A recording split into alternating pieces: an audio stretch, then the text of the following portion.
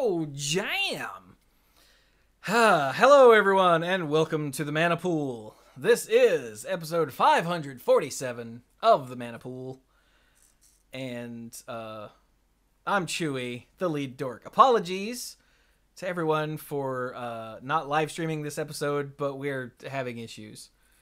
So aren't we? I mean, yeah. More than usual. So sorry about that, but hopefully you won't mind the old school not live episode for a change. Hey, you get two in a row because next week we got a preview episode. I forgot about that. Oh, yeah. Yeah. 2 Stone Age episodes in a row. Wow. But anyway, so I'm Chewy, the lead dork. I got these other dorks. Make it snappy.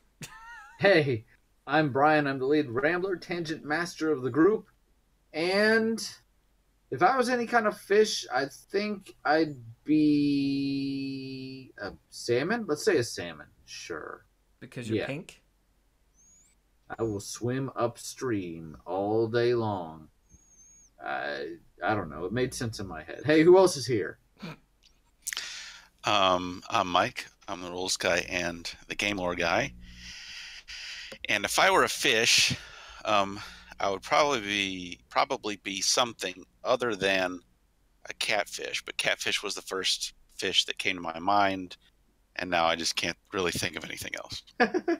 Is it because you've been catfished, Mike? No. Thankfully, Would you no. like to be? Okay. Yeah, I know some You people. tell. I'm just glad Ashley's not like a 50-year-old man. That would be really weird because I've met her. She doesn't seem like one, but you never know. So unfortunately, Dirk is not with us tonight. For reasons. And why is that? Just reasons. Just yeah. No real reason. I hope he's not lost in the wilds of Canada or anything. That'd be bad. That'd be very bad. Well, hey, did you ever reach out to Bill to try and fill a spot? Bill is in Japan. Oh. Like, no kidding. Bill's in Japan right now. Okay. Yeah, he's taking his first, I think he said his first actual real vacation for the sole purpose of a vacation. There's not like a convention and it's not work related. It's just going out there to do touristy stuff, and he's excited. Great. Yeah. Cool. Yeah. Oh, did you have you heard from Jack lately? Maybe he can. Well, I mean, no, Jack doesn't really magic anymore. Oh. Last I heard, he was, I don't know, writing internet porn. Good for him. Like, yeah, not a joke. Also, yeah. Yeah. All right. What about Ben? I know Ben still listens and watches the YouTube videos. He was fussing at me for not doing any Rumble runs. Okay. But I don't know if that would be a thing for him. I don't know. We didn't find out, listeners, that Dirk wasn't going to be here until this morning, so I didn't really have time to track down a guest. That's fine. We can just go through the archives and find some good clips of him to keep us company. Yeah. I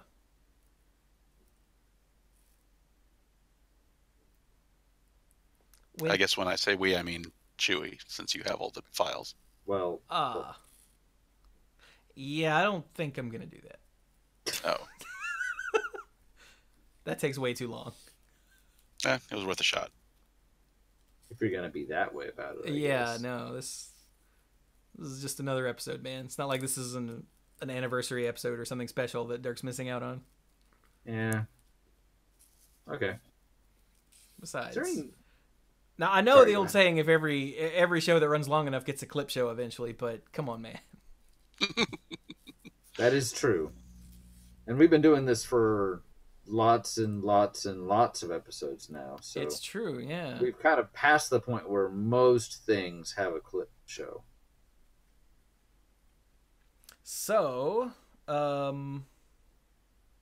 we had some news to talk about real quick. I know that since I've taken over Monday Night Magic, we don't cover news terribly often on here, But there's this new Magic thing coming out that I think is good for us to talk about. Oh, do you have that link, Candy, again? I forgot to go back to the email. Oh my god. Get it. I know. Thank you. So it's called Valor's Reach. Hey, Mike, where's Valor's Reach? What was that actually a reference to? Where have we heard it in Magic before? Valor's Reach. I have heard of it. Gosh, what the heck is that? It's Battle Bond. Yeah, I was about to say, wasn't that the that's Trader right. Giant set? Sorry, I thought I thought that was like a, here's an easy serve to Mike, and I mean, I knew it was a thing. I thought it was the like arena plane, whatever it was called. I just couldn't remember. I couldn't connect with Battle Bond. But yes, you're right. Also, that roboting was because Mike clicked on the link and it was loading. Correct. what if this means that in the game you won't be able to kill each other? Because Valor's Reach, they made a big deal of the point that you don't actually fight to kill. And I'm like, okay, my bloodlust will not be sated today. Like, speak for yourself. Are you not entertained? My finger slipped. Okay, but anyway, so about the actual thing here. Valor's Reach is another Magic branded thing that will be on mobile at some point in the future. It's a card game, but it's not Magic. This is the thing I was very careful about on Monday Night Magic. This is a mobile app that is Magic branded, but is not actually Magic, even though it is a collectible card game type thing. It's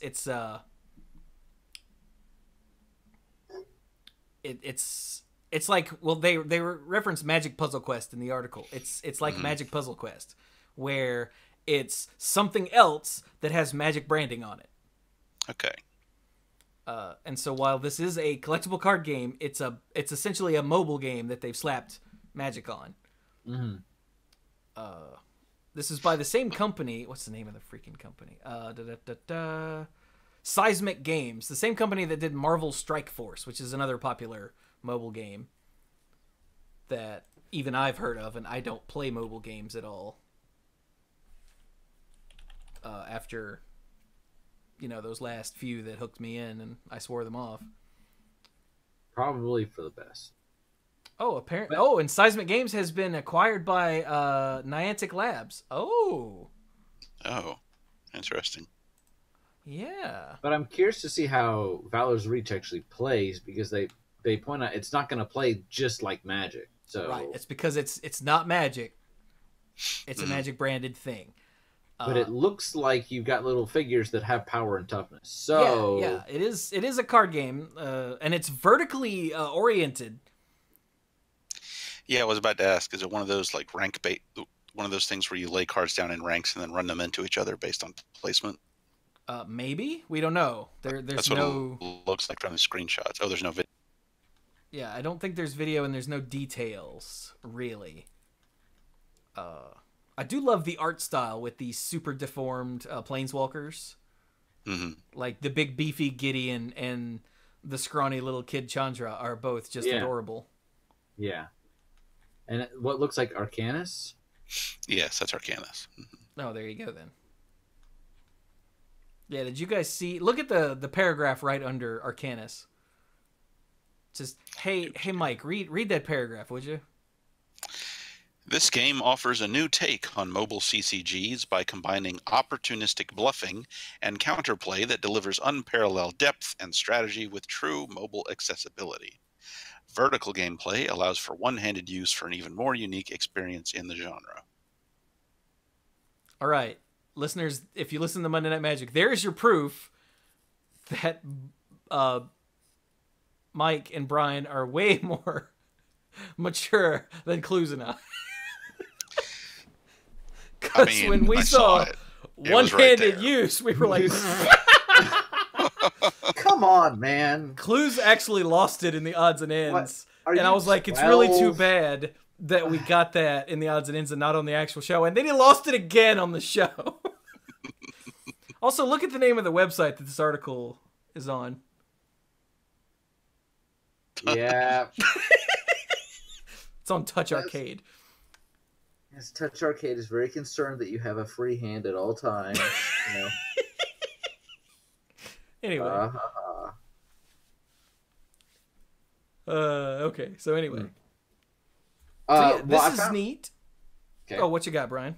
No, I was just gonna say. Actually, I don't know if you saw, but I found something else that's semi-related. But I didn't want to cut you off if you were done with it. If you weren't. So I don't know. It's coming soon. It says that starting the week of March 25th, Android users in the Nordic region will be able to try it out. Which is we have today's listeners, the 28th. So yeah, wait. Yeah, we have listeners in the Nordic region who have said it's not here yet. I looked. I don't know. So, but we're recording this on the 28th, like Brian said. So, But I think anything that gets magic out there into people's heads is probably good. Like, unless this just turns out to be absolutely horrible and miserable to play, which I kind of doubt just based on who they've got making it. It's, how did I put it to clues? It's like having a Magic branded lunchbox. You know, it's just more ways to get the name out there to people. And it's possible they'll see this and go, hey, what's this? And then check it out and be like, I like this. And then they find out there's this other game called Magic Arena and dive into that. It's possible, is all I'm saying, that this will attract new people to play real Magic, and that would be awesome. Cool. So I actually was doing some digging around, and I actually found something that looks really interesting. So in the realm of CCGs, especially electronic CCGs, because it seems like Steam and online is a much safer environment to release CCGs and TCGs in these days, because the product, you don't actually have to like produce physical product and ship it out. You know, think of like Hearthstone. They're not printing cards. They're making cards and developing them, but they're not actually like shipping them, right? Right. I actually found this really interesting game. Mike, do you like Star Wars? Yes. Chewie, do you also like Star Wars? My name is Chewie. Yes, it is. And do you like Lord of the Rings? I do. How much would you pay for... My name is Elrond. Shut up, Elrond. How much would you pay for a all-digital trading card game that actually is a mashup of Lord of the Rings and Star Wars? I mean, I'm broke, so not much, but... Okay. Well, right now it's just in development. I'll send you the link. Hold on. And... Sounds like a licensing nightmare. Well, you know, these companies manage to do these coordinated efforts. You think about like Kingdom Hearts being Disney and Final Fantasy, Capcom versus Marvel, and that whole sort of thing. You know, Batman versus Superman. I haven't clicked on this link yet, but I don't know how legit this is just looking at the link. Well, I think this produces some really interesting opportunities. If you actually read the article, it goes into some depth. They've had a lot of thought here, and it's still seems to be pretty proof of concept, but some interesting possibilities. It looks like all these images are hosted on some rando's Imgur account. That's because they are. What's that mean? I'm not familiar with your tech speak. Imgur is an image hosting site where stuff like on Reddit comes from. Like you put it on Imgur, so then you can put it on Reddit. Oh. Like back in the day, people would put stuff on PhotoBucket or whatever. Well, then they're taking for a company that's managing all these really expensive IPs, they're kind of taking a real budget approach to their marketing. That's weird. Anyway.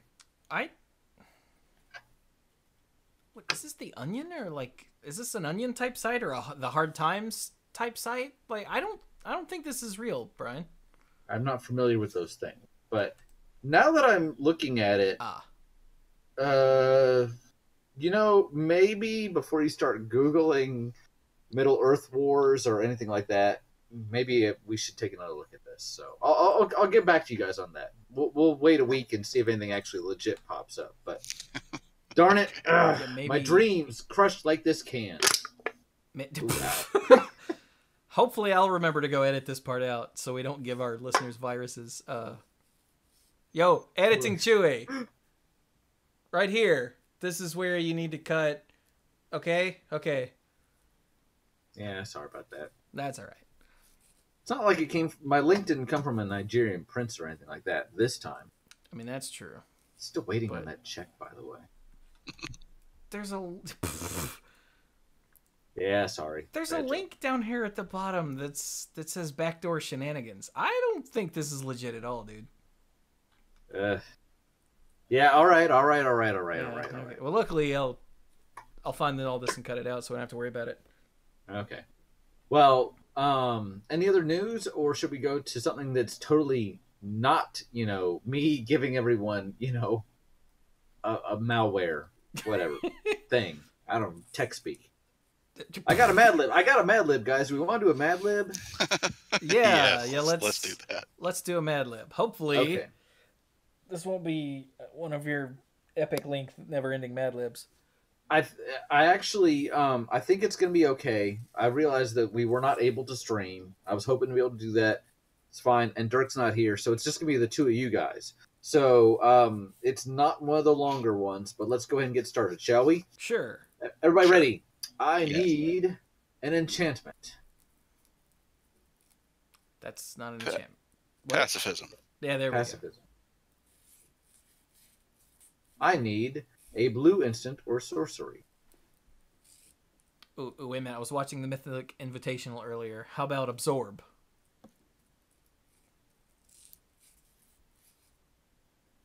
All right. By the way, the Invitational was really cool today. Was it? I haven't checked it out yet. I watched pretty much most of it. Cool. I want to hear a little more about that, but I don't want to get distracted. I need an aura.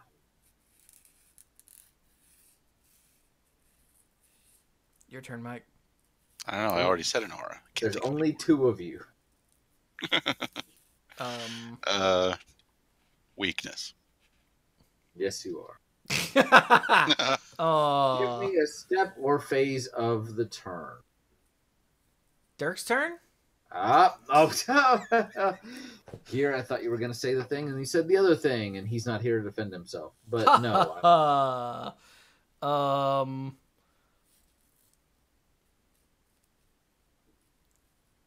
Draw. Yeah, there we go. That's a good one. I like Draw. it. Well done, sir. Is that draw step or draw phase? Step. Yes. Give me an artifact. Soul Ring.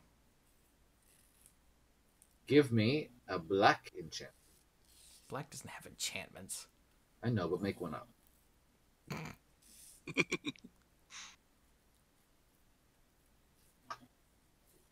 Shog's Presence? No, wait, what? I can't remember the name of it. Infernal something. That one that it costs black.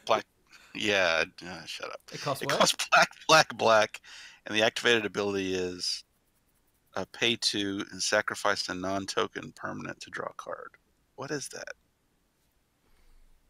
There's a lot of It's from cards that Mirage start with the Block. word infernal. There are? Ooh, no, I have to I don't go even know if it's- Infernal. Search. Infernal Tribute. There you go. Black, enchantment, pay 2, sacrifice a non-token permanent, draw a card. Okay, yes, that one. Infernal Tribute. Yeah, that was from Weatherlight. Which, spoilers, will be the next Mythic conscription we do whenever we do that. Right? Weatherlight's Oh, next cool. set? I think so. Yeah. It was either that or Portal, and I didn't know if we were going to do Portal. No, probably not. No. Okay. When are we going to do Alright. another RPG episode? I think I'm pretty much. I was ready for you guys. I was ready for you guys to get further than you did last time, and it happened that the encounters took up the episode because you guys were really running into this and that and the other. But we could probably do it. Whenever. Okay. So I really want to get back to my cool vampire dude. yeah. Wait. You mean did your Kareem, cool hunter dude? Yeah. Or did Kareem turn warrior? into a What is vampire? your dude? Oh yeah, it's soldier. Sorry. Oh, so I'm thinking about something else. right. Yeah. Okay. Let's hope we go back to the romp on Ravnica. Yeah, that was fun. Nah. All right, back on That's what target. the Back book on target. said. You guys need to. Never letting it go, but I am looking for an enchantment. But no, I'm never letting it go. Okay, wait. What's a good enchantment? Dovin's Acuity. Oh, is that the one that can return itself to your hand? Yeah. That was on display at the Invitational today. Was it? Not a good name to name off for a Mad Lib, but I couldn't stand it. I'm going to have to check out the invitation, aren't I? Give me a creature. Any creature. Courser of Crufix. All right. And I am only spelling these the way that makes sense to me. So, I think that's okay. phase or step of the turn.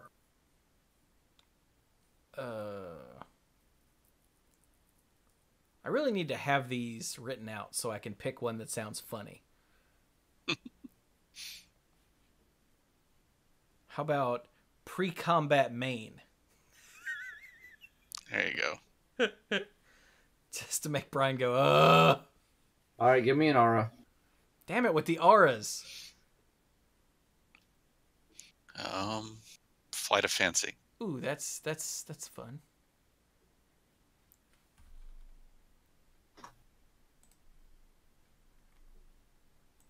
Give me any card that mills.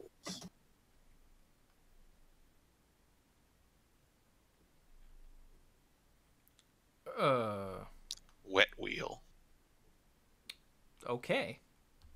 Don't you mean wet wheel? Yeah, wet wheel.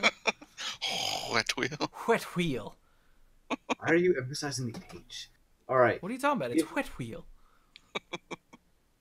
It's wet wheel. Sorry. Thank you, Family Guy. Family Guy, we went to Jay Butler's, Chewy, for the first time in forever. Literally, the first time I think Sam has been there in her life. And Family Guy was on the TV, and there were like a million TVs, so there was one no matter which way you looked. I'm like, this is not super appropriate for Sam. At least she can't hear it. And then it's like, here's the subtitles, and I'm like, damn it. Wait, So, where did you go to a Jay Butler? Over by Gaming Underground.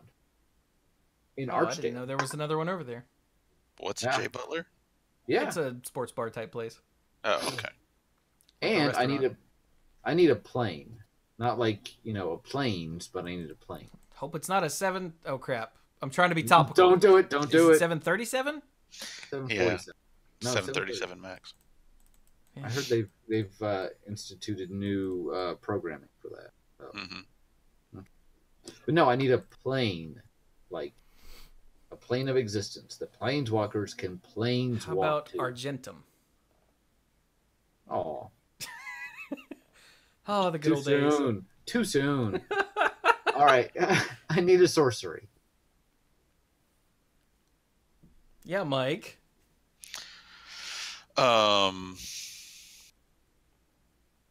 Geo. Oh, dang it. What's that called? Geo something. Geodude. No, that's a Pokemon. It's like, it's something like, it costs either 3 red or 4 red. And then it gives you something stupid like 7 red that you can only spend on creature spells. And this is an enchantment? No, sorcery. I'm asking for a sorcery. Well, maybe I'm an idiot then. Geo Surge. Here we go. Yeah, that's the one. It costs 4, and it gives you 2, 3, 4, 5, 6, 7. Okay. To cast artifact or creature spells. Okay. What a stupid card. Right. So, wow, you guys have just crossed the line into terrible human beings with this Mad Lib. All right, I need a white instant. Settle the wreckage? Shout out to LSV.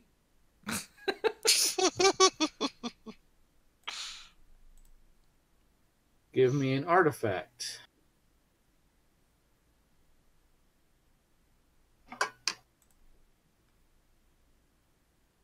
Anybody. thematic compass.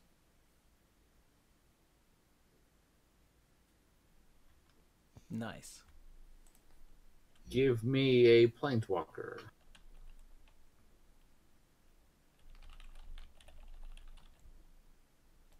Cough of the Hammer. Yeah. Give me a creature type. Oh, what's a good one? Slith. Are we Is doing all Mirrodin this? on your mind? Are we Yeah. doing all this Mirrodin stuff on purpose? Like what? At first, I thought he was trying to do some weird kind of all enchantments theme. Give me an enchantment. Give me an aura. Give me an enchantment. Give me an enchantment. Actually, I need a legendary land. Legendary what? Land. Oh. Legendary land. Rick's Mighty is not legendary. Never mind. No. That's stupid. How about Core Haven? Yeah, that's sure. Core Haven is legendary? Yes. Oh, well, thankfully. that's the one that, like, blanks damage, isn't it? Yeah, for like 2 Yeah. minutes. Ridiculous. No, screw that. All right, give me a red or black aura.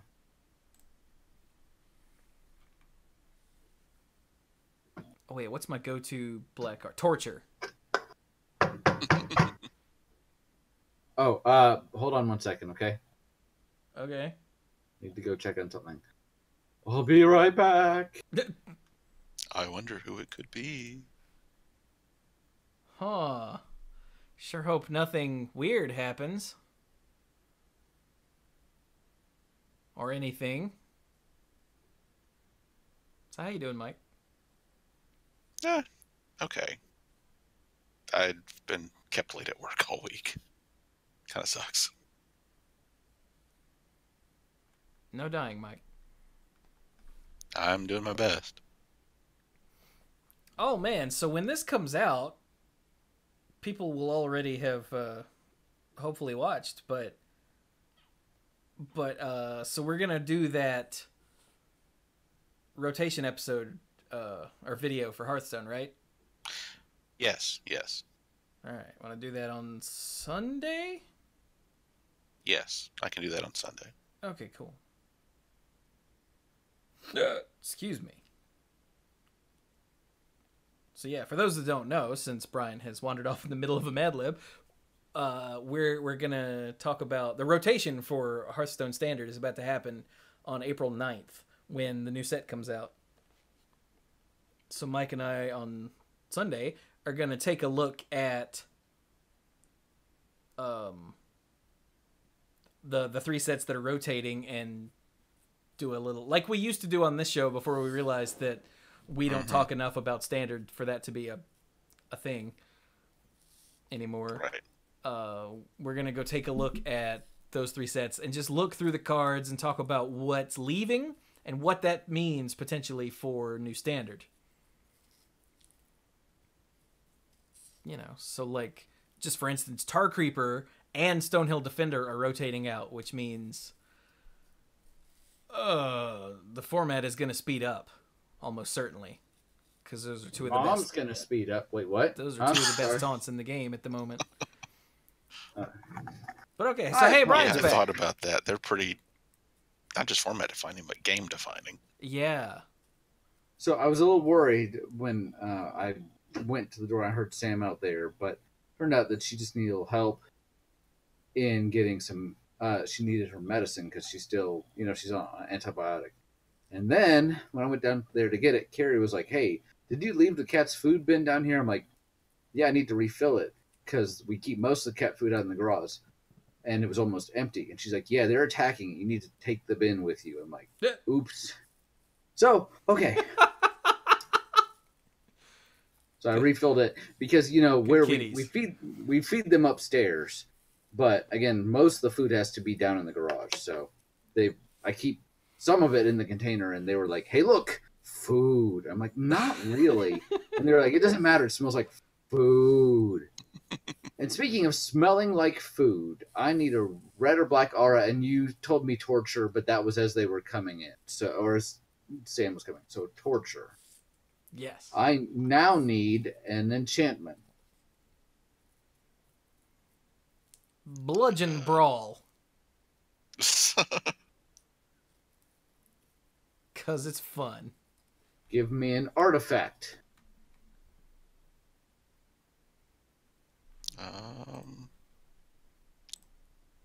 Grifter's Blade. Is that what it's called? I think so. Isn't it? We'll say sure. I guess I'll do a quick gather search to make sure there is a card name. Grifter's Blade. Boom. All right, we're getting down to the end because, like I said, this was not a super long one. We got 3 left. Wait, 1, 2. Nice. Yes, I can count. I need a step or phase of the turn. Mike's turn? Ding. An additional combat phase followed by an additional main phase. Gotta come through the internet. Is that, I Declare blockers. thank you. Is that a step? Yes. Make everything so. All right, give me a sorcery.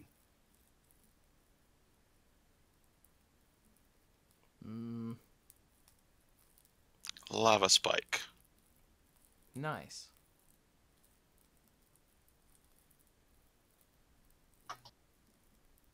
And finally, I need an instant. Ha, you thought I was going to leave with another enchantment. How about... Actually, I thought you were going to be done after the last one. Hey, what's the green Phyrexian mana pump spell? The one that sees all the play in Infect decks. Oh, Mutagenic growth. There you go. Nice. wow. My spell check knows mutagenic. I should hope so.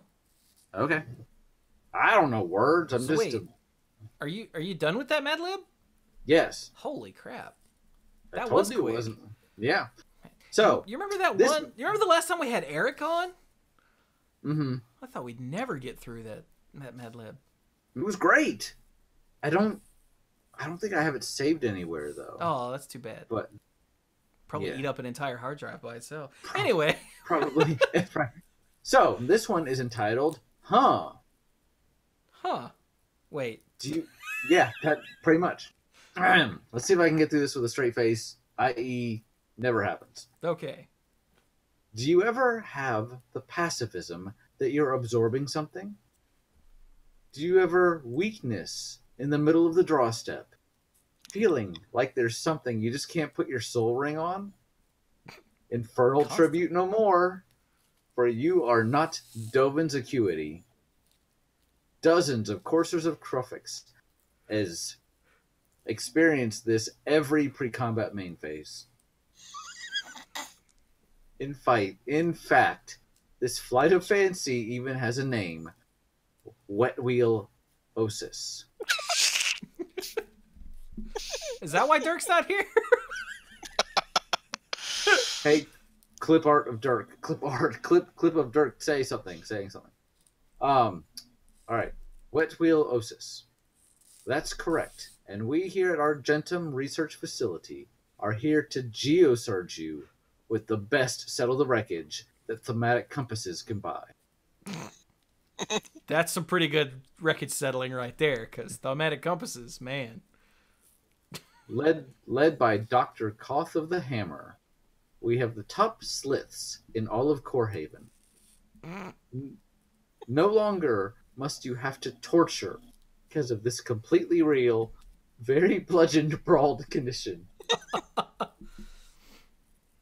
We accept easy payments of 100 Grifter's Blades every declare blocker step. So come, lava spike us the next time you mutagenic growth yourself. Am I missing something? There you go. A little bit of a mini Mad Lib for you, but good job. infernal tribute some more. No more. That's some pretty drastic measures. Wet wheel osis. I like it. But I don't want to go anywhere that's going to geosearch me with the best out of the wreckage that thematic compasses can buy. It's been a while since I've been geosearched properly, I guess. Not nearly as long as it has been for me, buddy. Mm, Wait, I'm thinking of something else. maybe. Uh, But no longer must you have to torture because of this completely real, very bludgeoned brawled condition. hey, So go and torture no more. what if I want to torture?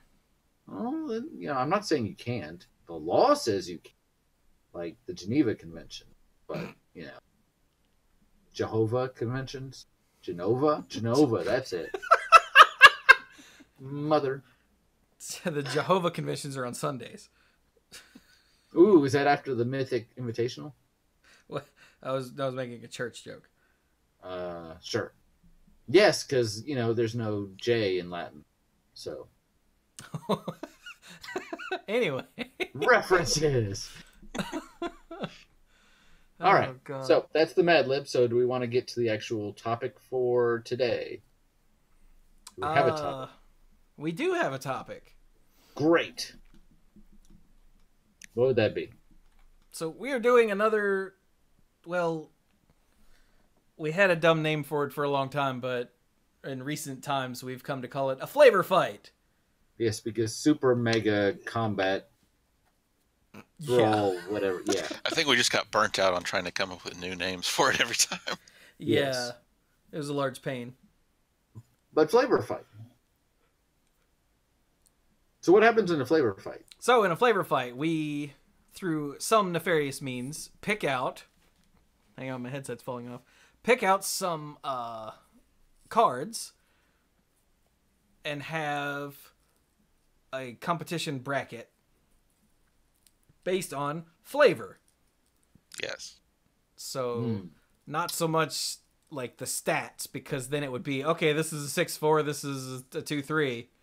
The 6-4 wins. But based on the art or arts and flavor text and whatever else we can come up with that's Vorthosy about those cards. Stats can come into play based on whether or not they lend to the immensity or lack thereof of a creature, but it's not the end defining. Now, we caught a little bit of flack from the stream last time when we had an Apocalypse Hydra in there and it kept, eating things. And people were like, but this other thing's cool. And I'm like, I get that. But, Apocalypse Hydra. It's called the Apocalypse Hydra. Yeah. And we went through every single battle and we kind of, death battled it up and, this is the statistics and da-da-da. But in the end, it's our opinion. It's only our opinion. Don't get upset with us that your boy, what's his name lost to a rampaging Valeth because what's his name got trampled underfoot, literally. So just keep it in mind. It's all in good fun, right? Right. Oh, hey guys. Yes. Hang on. I just looked over at my phone. It said I had a voicemail. Okay. I wonder if it's from Dirk. Ooh. Hang on a minute. Let's find out. Let me mute. I'll listen to it real quick. Hey, Mike, how you doing? All right. I've been kept late at work all this week. I was telling Chewie that earlier. Now the listeners get to hear it again. So I had to go take care of Sam and Cats. Okay, never mind. It was one of those automated things telling me that a warrant has been issued for my arrest and I should call these people and give them my credit card number. Sounds legit. Yeah, totally. Actually, really not at all. And I know you're smart enough to figure that out, but unfortunately these assholes, and there's really another word for it, are trying to take advantage of people that are in vulnerable positions. And I know some people go, oh, well, you're charged with a crime, so, maybe you deserve it or whatever. And, no, because no matter what someone deserves or not is not really up to you. And if you're in some kind of legal trouble, you're going to be much more sensitive to that kind of call. So, you're not in trouble, are you? What? No, it was an automated spam phone Good. call thing. It was a scam. Well, yeah. But like, sometimes they actually like send those out to people that have an upcoming court date because those things are public record, and those people will be like, "What? I missed a date," and then, here's my money, and then, oh wait, no. So, all right. Well, I'm glad you're in the clear. The IRS and whatnot, and it's nonsense. Okay. Oh man, I am proud of the old man. He got a call a couple weeks ago now that said that it was Microsoft calling to tell him that they need to update his IP address, so he needs to give them some information. And he hung up, and then he called me, and he's like, "Is that a thing?" I'm like, "Update your IP?" No. He's like, "What's an IP address?" I explained it to him, and he's like, "Well, that doesn't make any sense." I'm like, "No, it doesn't." They're hoping that if they throw a bunch of words at you with the word Microsoft, that you will give them sensitive information. He's like, "Okay, I'm glad that I just hung up then." I'm like, "I'm glad you did too." Yeah. Anyway. I'm proud of him a too. Voicemail from Dirk, which would be really weird considering why Dirk's not here, but whatever. Yeah. Okay. So flavor fight. Flavor fight. So shall we get to it then? Yes, sir. Who are our first contenders? All right, our first round. And this is eight creatures, correct? I don't think we yes. actually said that. Okay. So yeah, we do a bracket, and it being March, everyone knows what a bracket looks like, whether you care or not, because they're everywhere. We do a bracket where, after we have a discussion about who wins, they move to the semis and then to the finals and so on and so forth. You know how it works. Yes, indeed. All right, so first up we have... Hang on, I just remembered I need to get these on screen, even though we're not streaming. Mm-hmm. There we go. First up we have the Winding Constrictor. Nice. It's a snake! Who is... Yes, I is Snick. Mm-hmm. That puts extra counters on things and constricts or something. Right. Okay. It's a good card. It is, yeah. You would like it, wouldn't you? Oh, yes, I would. Oh, why would you like it, Mike? Didn't you? It's good and constructed and it's sealed. Didn't you do something ridiculous at a GP with a Winding Constrictor deck? That's what I recall. You might be thinking of someone else. Oh. You sure? All right. Well. Okay, so that's... in one corner, weighing like... What? How much do snakes weigh? 10 pounds? 20 pounds? Whatever. We've got be a pretty big snake. Oh, it's a snake! Snake!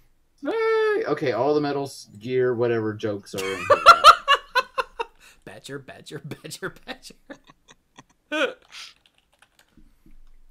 So, snakes going up against? A plane! No, wait.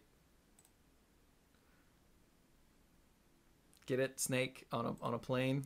I got oh, it. my God. You can keep it. it. Took me too long. Oh, my God. All right. Oh, wait. We should read the Winding Constrictor just because. For those that are listening audio. So, for a black and a green, it's a 2/3 snake. It's an uncommon from Ether Revolt.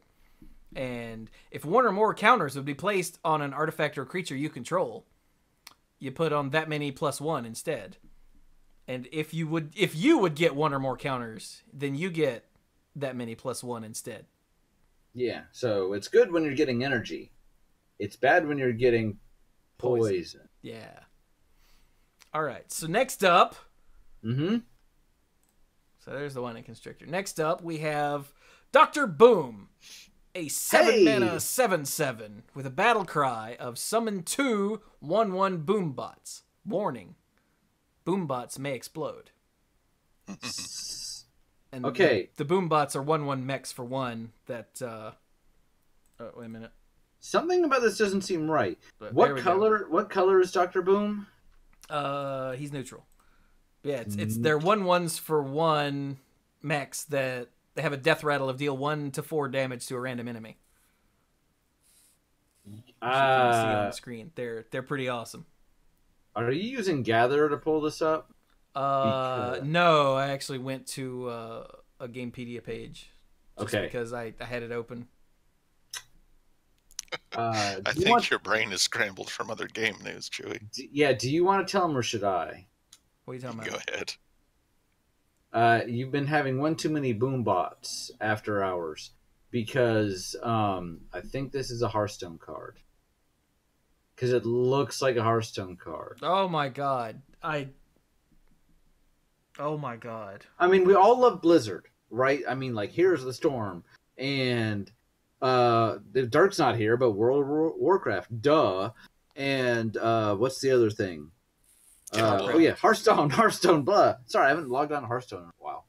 And, you know, I mean, like, I wouldn't mind talking about Blizzard games every now and then.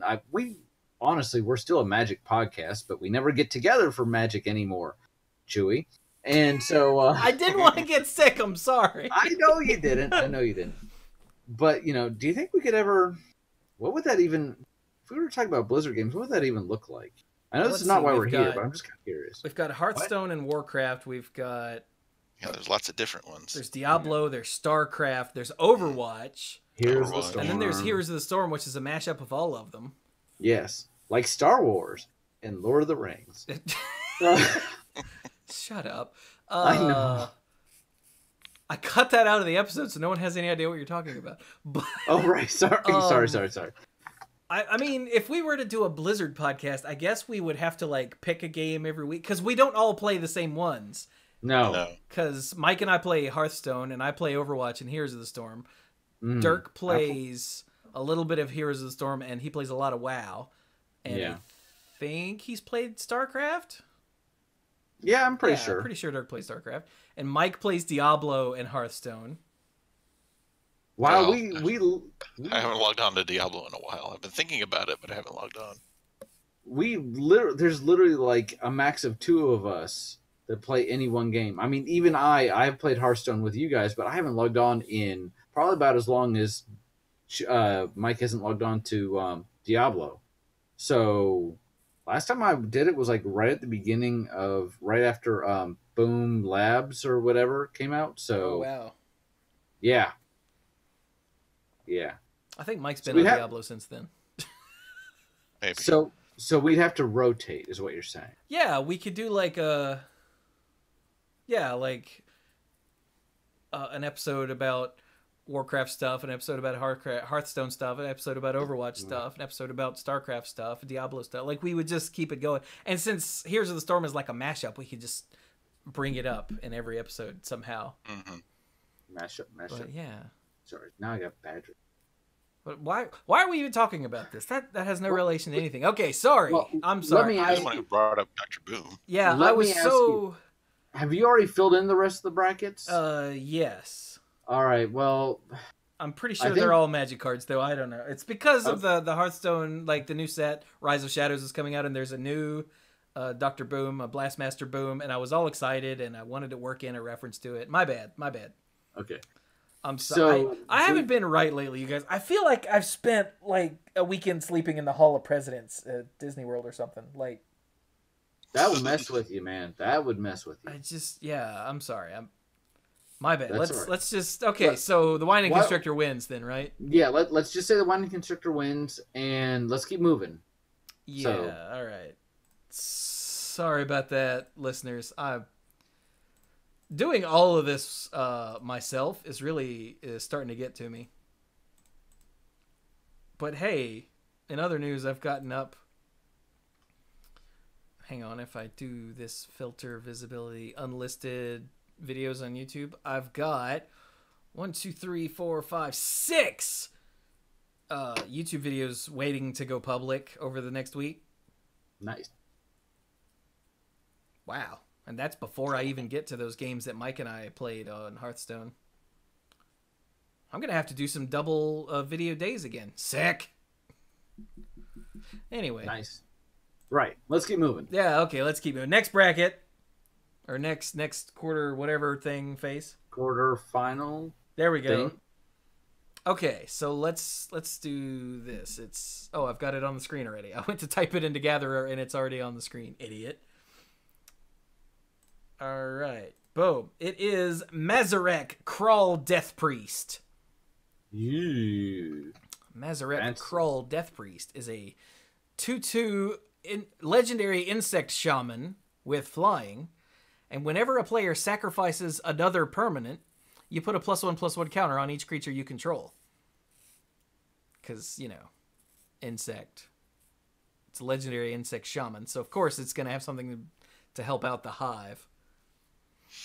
Gosh, I forgot about this guy. Yeah, it's from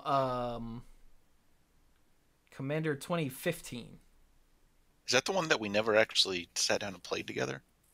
Maybe? Is that the one? Yeah, I think it is. You know what? I actually brought those decks with me to the gathering, but then not all of us were there, so they just stayed in my bag. Sorry about that.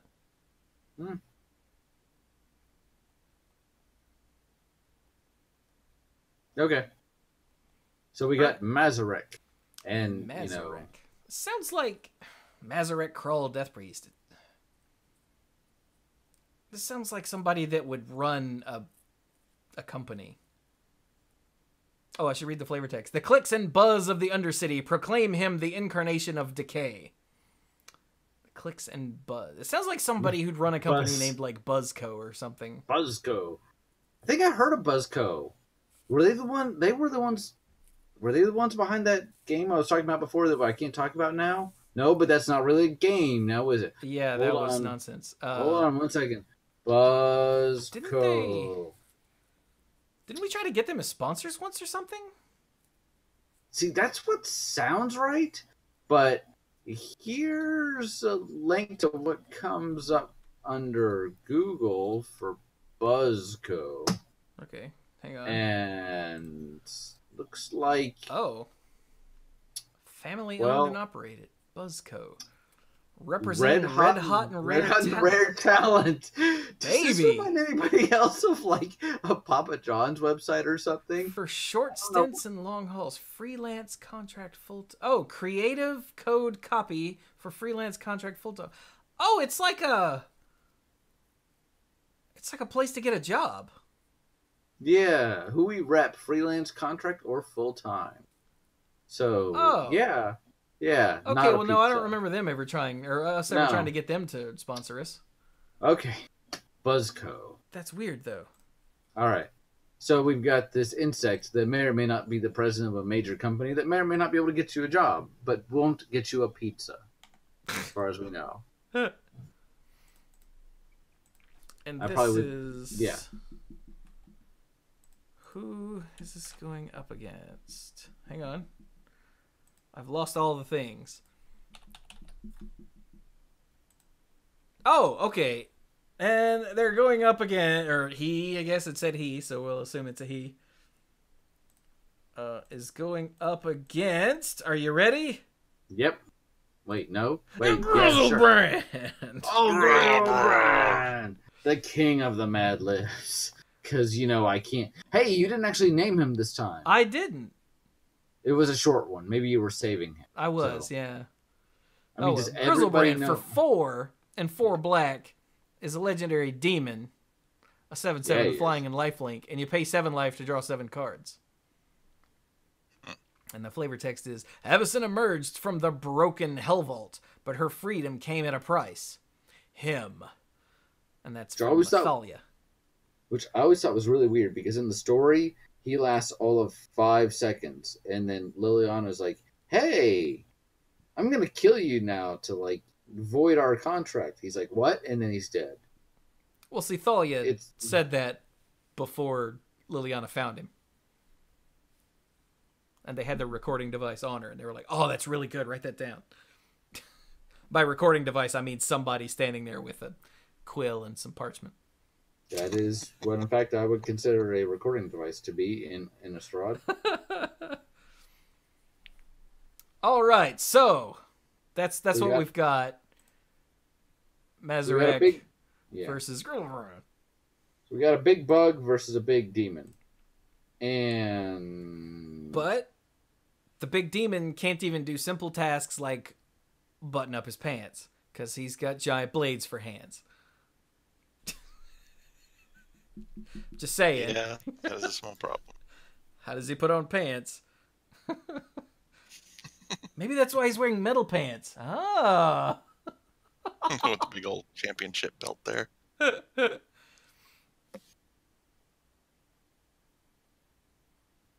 What is wrong with us? I don't know. We do not have time for that. Good point. All right, so I'm assuming that Mazarak, being a death, Krull death priest, has the ability to sacrifice bugs to make the other bugs bigger. That stands to reason, and I think his whole thing is isn't he in league with Liliana? Not Liliana, I'm sorry. Nicol Bolas. Nicol Bolas and Vraska. Vraska, thank you. That's the name I'm looking for. There we go. To take over the Golgari. So he clearly has some leadership potential, which is maybe where you got the whole, corporate vibe from. Oh, yeah, Krull is Ravnica, isn't it? Yes. Oh, okay. So, chances are he... Wait, Mike, were you just throwing out names till Brian latched onto one? No. I went a step too far. Yeah, he's in league with Vraska, and then Vraska's in league with Nicol Bolas. Oh, okay. Yes. We were going to the same place. For control over the Golgari Guild, yeah. I didn't know if you're going to be like, Emrakul, Ajani, liver and onions, mayonnaise. No, I was actually trying to help him. Okay, just checking. Ricola. Sorry. He was actually super helpful, so thank you, Mike. But yeah, so there's some leadership potential here, but you got to assume that he's at least starting out on his own. So, as we said, stats don't mean everything, but whether or not Griselbrand can pick up a kitchen utensil is somewhat irrelevant, because if he has to be, he is a kitchen utensil. And I mean that in the best way possible. Yeah, the two giant blade hands sort of... when you swipe at a bug and you hit it and it just sort of flies in a straight line for a second and then starts buzzing around your head again?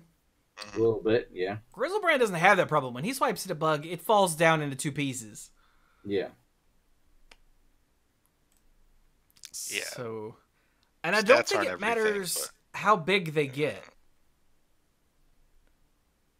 Right? And if we look at it from a mechanic standpoint as well, again, we don't have to take these things literally. Could we interpret the lifelink to be, that he's basically draining the souls of his victims? Sure. That's usually how lifelink is concepted for black cards anyway. Your soul is mine. Flawless something or other. Are we prolonging the inevitable? Squish, bug, squish? Yeah, I think we might be. As much as I want to try to turn it into an actual, slobber knocker. That is a fun word, but yeah. It's a wrestling term. Is it? Not really. It's wrestling slang.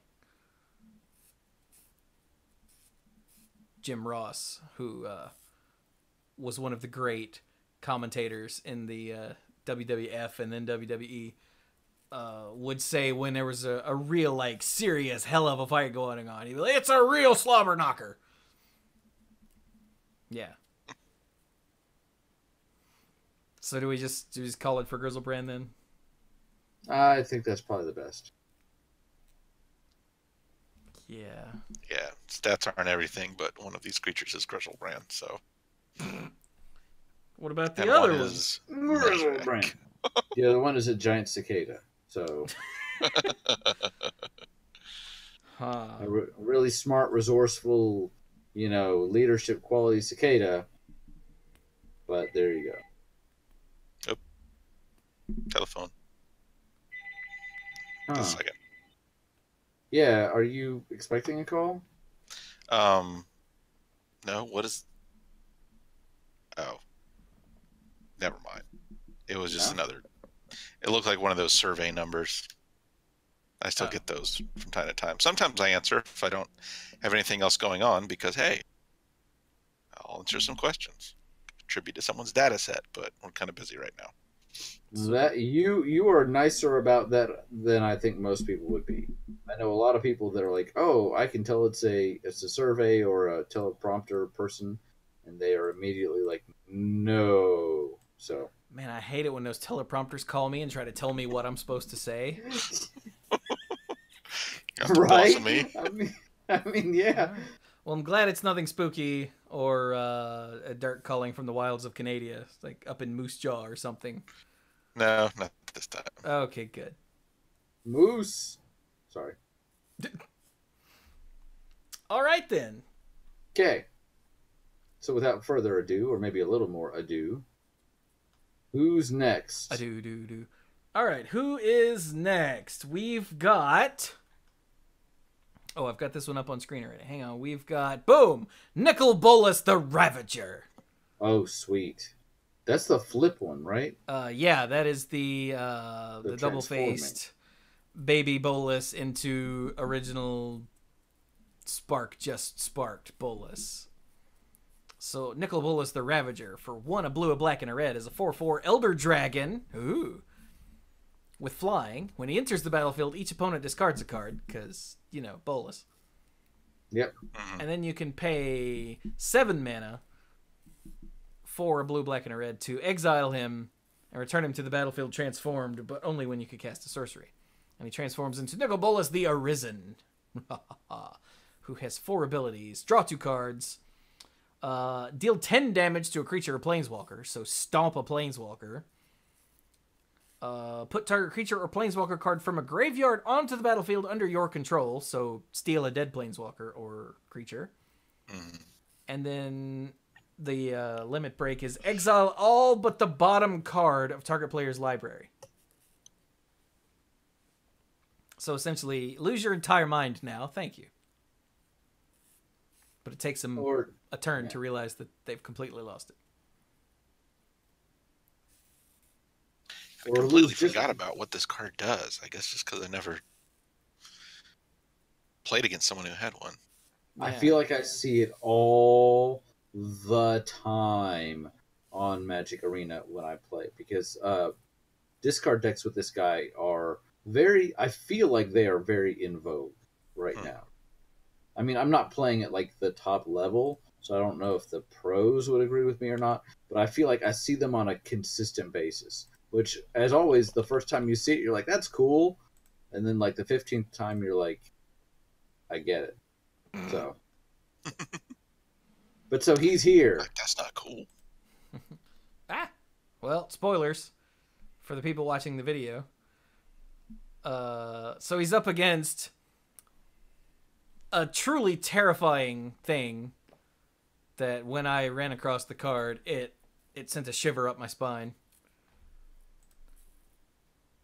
For 1 and a green, it's a 2/2 bear. It's the Bear Cub. Is that a card? Are you sure you don't mean grizzly bears? No, Bear Cub. Remember when? Yeah, it was from Portal it's a cute Second card. Age. Yeah. Oh, okay. All right, so Nicol Bolas? Dude. What? Bear Cub. What about Bear Cub? Have you ever? Have you ever seen a bear cub, like, in person? Like at the zoo or something, I guess. No, I mean like out in the wild. No. Like maybe out in the wilds of Canada. After you accidentally stepped in a bear trap.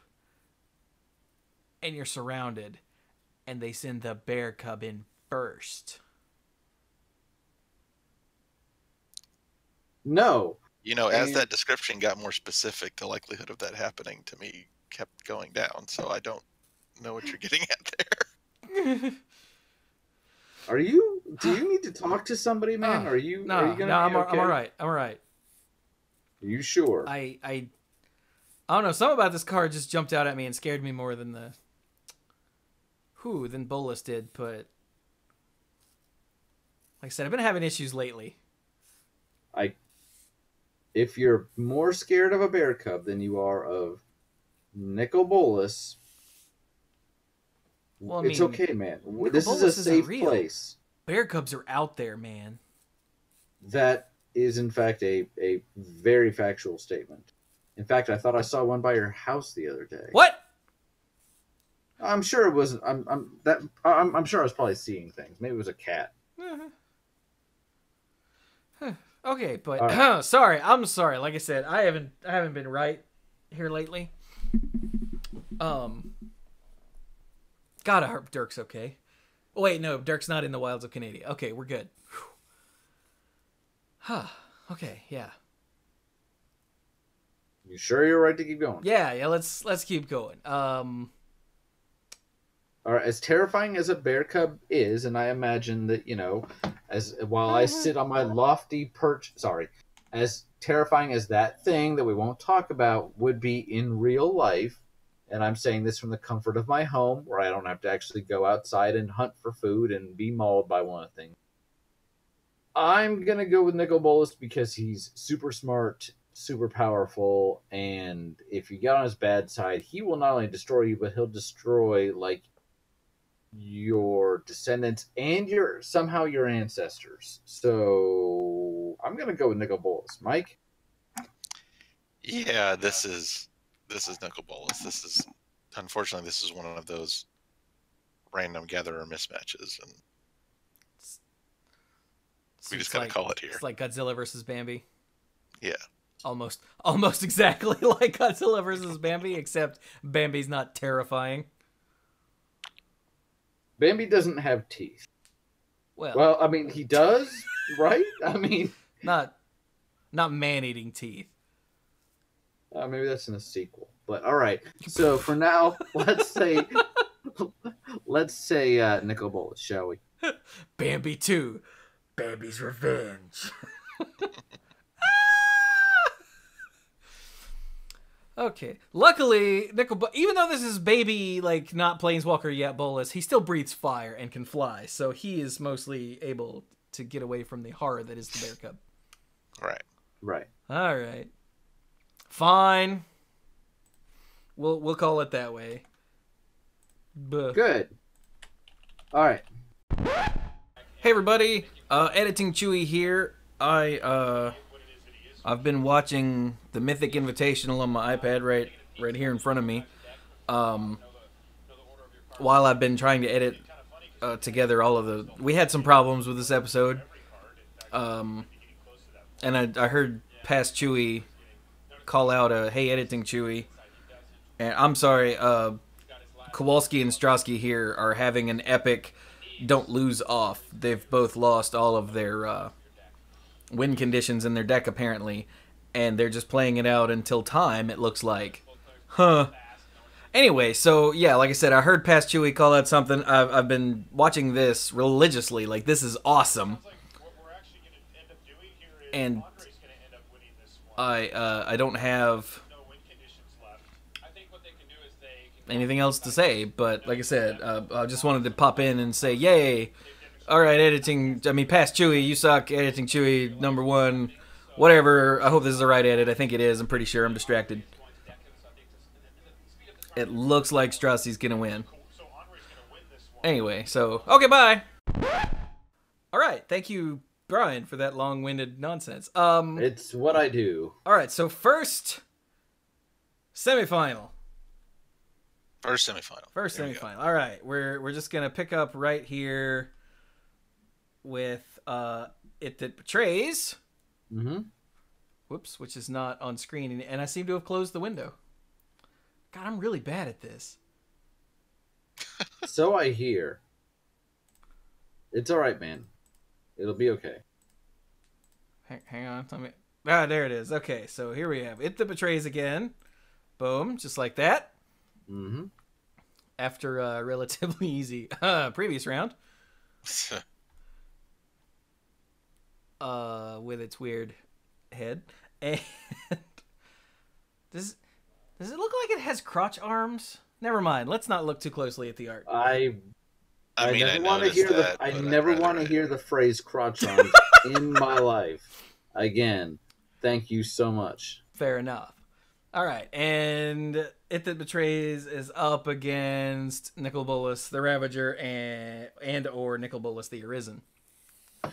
All right, so on the one hand, we got a dragon slash planeswalker slash elder dragon slash Nicol Bolas versus an Eldrazi, a primordial creature from, the Blind Eternities. And this is not one of the Titans, but it's pretty well stated in the lore that the other Eldrazi are essentially extensions of the Titans, correct? So... Yes. Yeah, basically. I could see It That Betrays kind of being linked a bit to Kozilek, because Kozilek, warps reality, right? It's all weird angles and stuff, and this is very weird angles. Yeah. The angles are weird. The way its face is shaped and those things floating around its head. I think you're right. I think it is Kozilek aligned. I think so, yeah. It is now, damn it. On this podcast. If we were doing this purely off of stats and off of Big abilities... old beefy arms coming out of his crotch there. I hate you so much. If we were doing this purely off of stats, Nicol Bolas, as powerful as he is, I think would probably be sidelined because, it's an 11/11, and if that somehow doesn't matter, as soon as you attack with It That Betrays, he goes, my head, and dies. And then when he dies, he switches sides. But I feel like, if it's that easy, then it's just that easy. Nicol Bolas is a master manipulator. He's very skilled with destructive magic. Now, one of his big talents is manipulation. And we've seen that especially through some of the more recent story articles that went into his past. And one of the very first things he does when he's testing his powers is he gets a human in a settlement to attack and kill another human. And the human that became the murderer was like, in that moment, I just remembered this way that he had wronged me in my past. It didn't even bother me anymore. I don't know why it made me do what I did. And Nicol was like, ha ha ha ha. So his whole thing is about getting into your head. It That Betrays has no head to get into. I mean, it has a physical head, but it doesn't really possess a consciousness, does it? We had this discussion about the Eldrazi in the are they like Galacticus? Do they just eat things kind of thing? Yeah, there are very strong indications that they don't have thoughts in the way that we can understand. I mean, Jace did actually speak to Emrakul mind to mind, but it was really difficult for him to understand what Emrakul was going on about. In fact, she kind of invaded his mind. Yes. Mm-hmm. And took the form of some kind of avatar to speak to him. So that was pretty much on her. And again, she was a Titan. This is essentially a thumb of a Titan. The way Ugin talks about the Titan, even the Titans themselves are basically avatars of the greater Eldrazi presence. They're projecting themselves down into the world. Yeah. Right. So if the Titan itself is a projection, then this thing, as strong and as powerful as it is like a projection of a projection, So it's like trying to mind control a mannequin. Yeah, and we also got to consider when in Nicol Bolas's life that Nicol Bolas the Ravager represents. He's still a relatively young, upstart, cocky jerk instead of the old, well-established cocky jerk that he eventually matured into. And I could see him being like, I'm gonna destroy that thing without really understanding it. That's kind of what got him into trouble with Ugin, is he felt like he could take Ugin on, and he didn't understand that when he thought he had killed Ugin, he had basically just unlocked Ugin's spirit mode. There's a bit more to it than that. But Nicol Bolas, one of his greatest strengths at the present point in the timeline is he's been around for a long time, like multiple millennia, and he understands a lot of how the world works. That's how he was able to download pirating into Vraska. He's like, you would be amazed what you pick up over, thousands of years. But at that point, he'd only ever been on Dominaria, and he wouldn't know what an Eldrazi was. So he is a massive inferiority complex, just huge. So I could see him being like, yeah, I'll destroy this thing, and it just looks at him and it's like, oop. Not that it would be that easy, but I don't think he could comprehend it. And he manipulates things, he understands things, and he's not in a place to do that here. Right. I think that Betrays takes this one. But I think I've made that perfectly clear. Chewy, what do you think? I don't know, man. Like, It That Betrays takes things out of the graveyard and puts it over there with itself. But then Nicol Bolas does too. Nicol Bolas also has the ability to just nuke things. Mm-hmm. Well, yeah, after he ascends into Planeswalkerhood. Yeah. Yes. Which, I mean... So would this be a traumatic enough experience for that to trigger a spark? Maybe. Encountering It That Betrays. Yeah, encountering It That Betrays would make my spark freaking ignite. And I don't mean that in a happy fun way. No, I mean, that's Okay, a good point. And even if, putting Chewy's comment to the side, even if just having this experience is not enough, just like seeing this thing and being like, what is this? I can't even. Let's say he starts the fight and he's like, fireball, destroy, blah, blah, blah. And he keeps running into this thing and he keeps not being able to kill it. Something that Nicol Bolas feels like he can't overcome is that that sensation is almost unprecedented for him. And he's always felt like if he has enough time to prepare and if he understands something, he will win. And if this thing is simply too big and in his opinion too dumb to control and too strong to kill, that may be enough of a shock to be like, huh, and awaken his spark. So then, I guess the question is, if we allow that to be a possibility, does Nicol Bolas the Arisen stand a chance against It That Betrays? Again, his limit break is really, your mind is gone now. I don't know how well that works here. He has other tools, but that's like his big go-to, like, I'm gonna finish you off kind of thing. And It Betrays is gonna be like, feel a little different. Okay. Let's see. Even for planeswalkers, full-grown Eldrazi like this are extremely dangerous and extremely difficult to take down. And I know that we say we try not to consider stats too heavily, but it is interesting that Nicol Bolas's second ability deals 10 damage, while It That Betrays is an 11/11. That is, well, not a deciding factor. I mean, it's a good point that he does 10, and that is huge. Let's keep in mind the fact that as far as pre-mending planeswalkers, that's where I was about to go. It took Ugin and Nahiri and Soren Markov. And Ugin is arguably, if you read Mark Rosewater's article a couple weeks ago, Ugin is, as far as we know, literally the oldest planeswalker in existence, because his spark ignited before Nicol Bolas.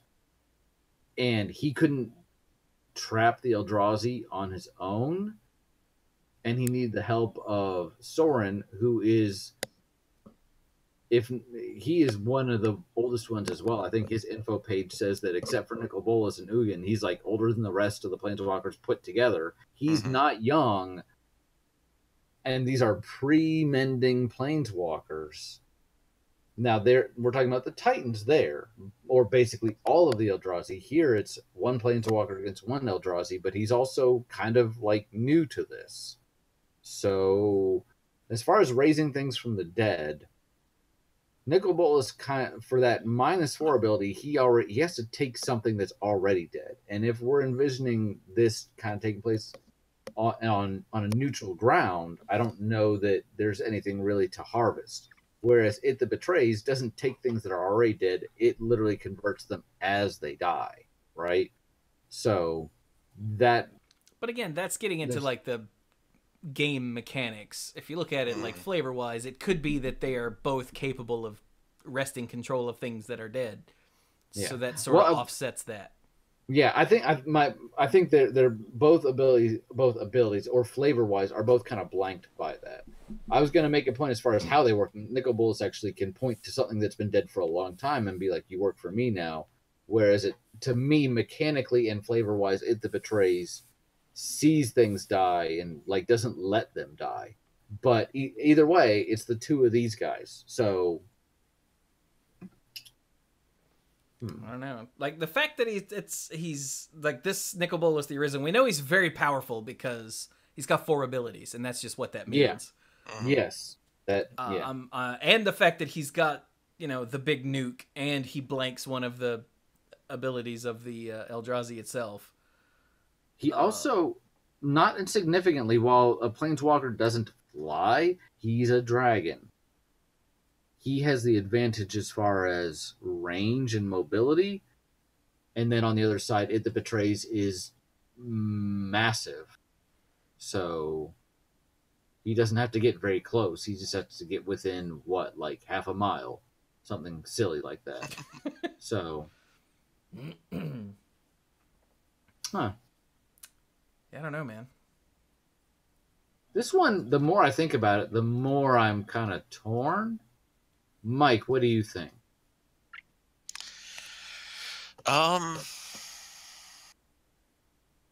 Really, the deciding factor is that this is still young Nicol Bolas, and he's just not as dangerous as he eventually became. And I don't think young Nicol Bolas would be able to beat It That Betrays. I'll make the same argument I made before. This is not something like anything he's ever seen before. Mm-hmm.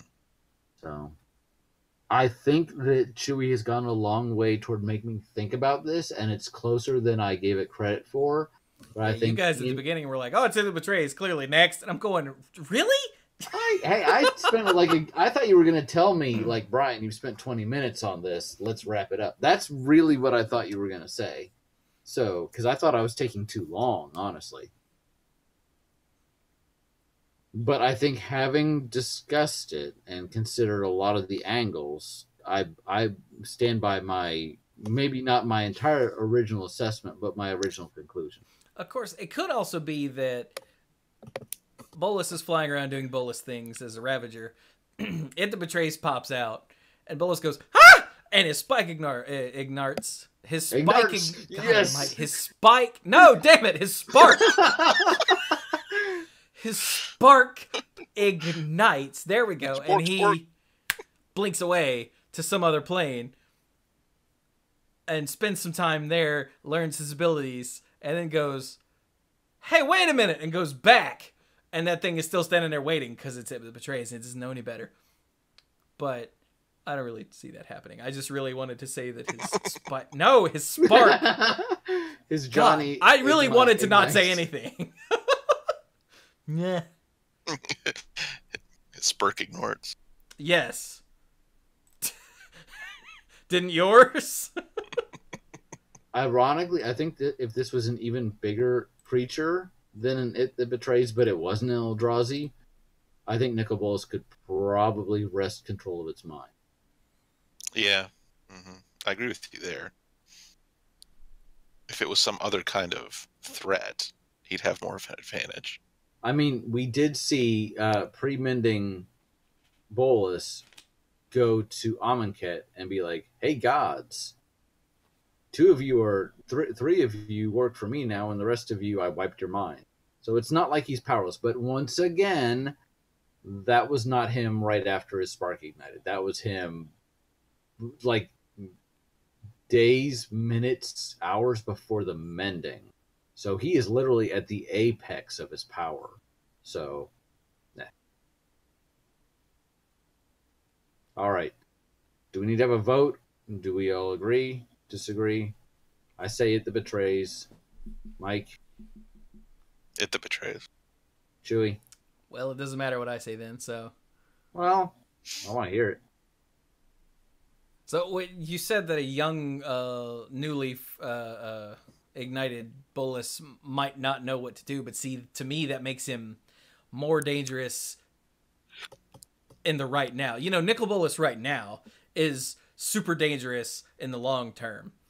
Yes. But a young Bolus who's not quite as schemy, being young and full of power, and he's got more power now. It seems like that would make him more resistant to a single threat from right in front of him. Or maybe I should say more dangerous to a single threat that's right in front of him. But it could also not. And it's not that I think you guys are dumb for what you're saying. I'm really just playing the devil's advocate because I feel like Nicol Bolus deserves it. Yeah. Yeah. Well, he's Nicol Bolus. I am very curious to see what War of the Spark brings, both in terms of cards, because you know he's going to be there, and in terms of story. Yeah. So, okay. So, by popular decision or unpopular, let us know in the comments and in the emails and the Twitters and whatnot, you know, how much Mike and I are wrong, and, you know, but it that betrays. Hey everybody, Editing Chewy here again.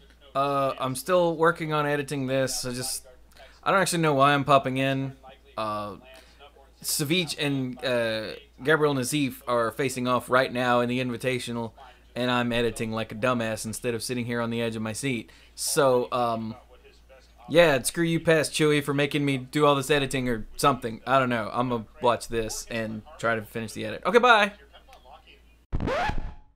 Alright, so next up, we've got...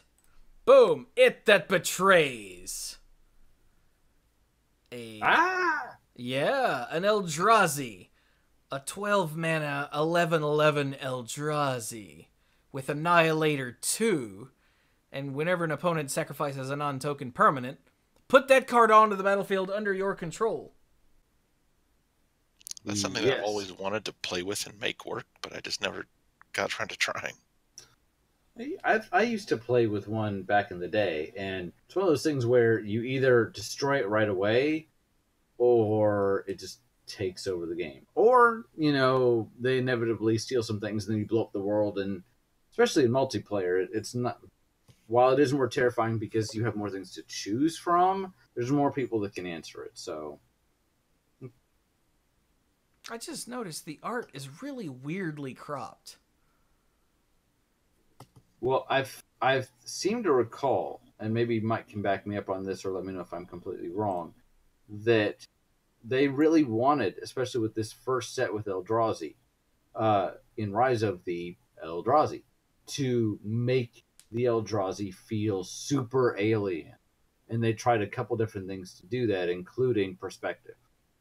And now that I'm saying it, I'm not 100% sure that they just came out and said that, but I feel like that was something that happened.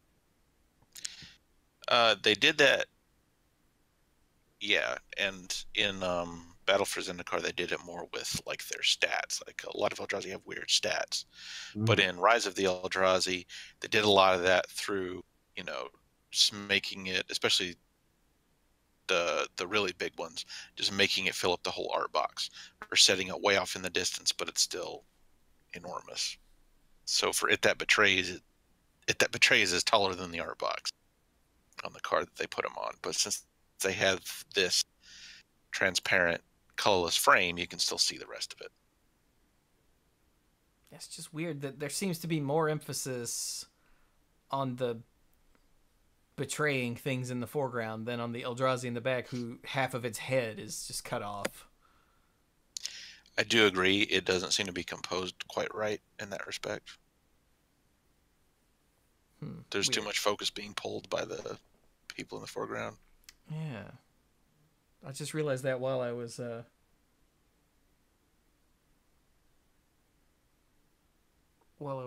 staring at it. Okay, anyway. Alright, so It That Betrays versus, are you ready for this? Ready. Shog, Goat of Doom. Ooh. That's one cheesed off looking goat. I'm trying to remember what he does. It's been a long time since I played with this. Okay, hang on. Let me pull him up. Shog. Nope. How do you spell? Is it's S? How do you spell Shog? S. Is it CH or SH? SH? Is there a silent? SCH. I'm only getting scholar, school, schism, motivating school. Okay. What about how do you? Is it SHA? Is it 2 A's? I thought there were 2 A's. Shog. Yes. I'm not finding it in Gatherer. Are you? Is it? I've heard of it. Are you putting in promotional products as well? Okay, wait. Where does it include special items? Ah, there we go. Okay.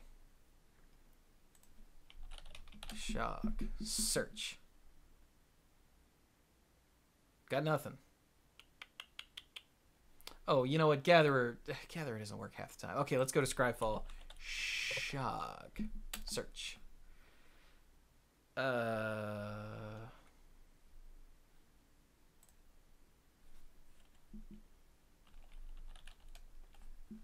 Huh.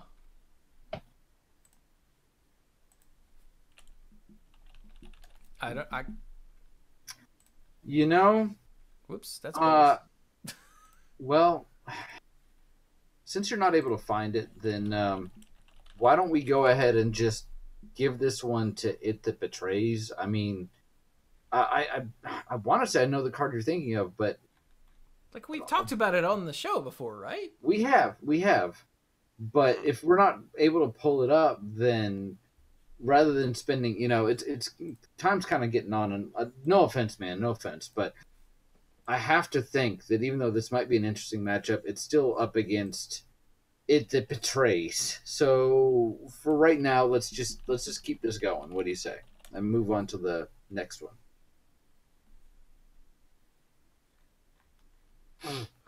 Anybody? I'm really tripped out that we can't find this. Yeah. I don't know. Well,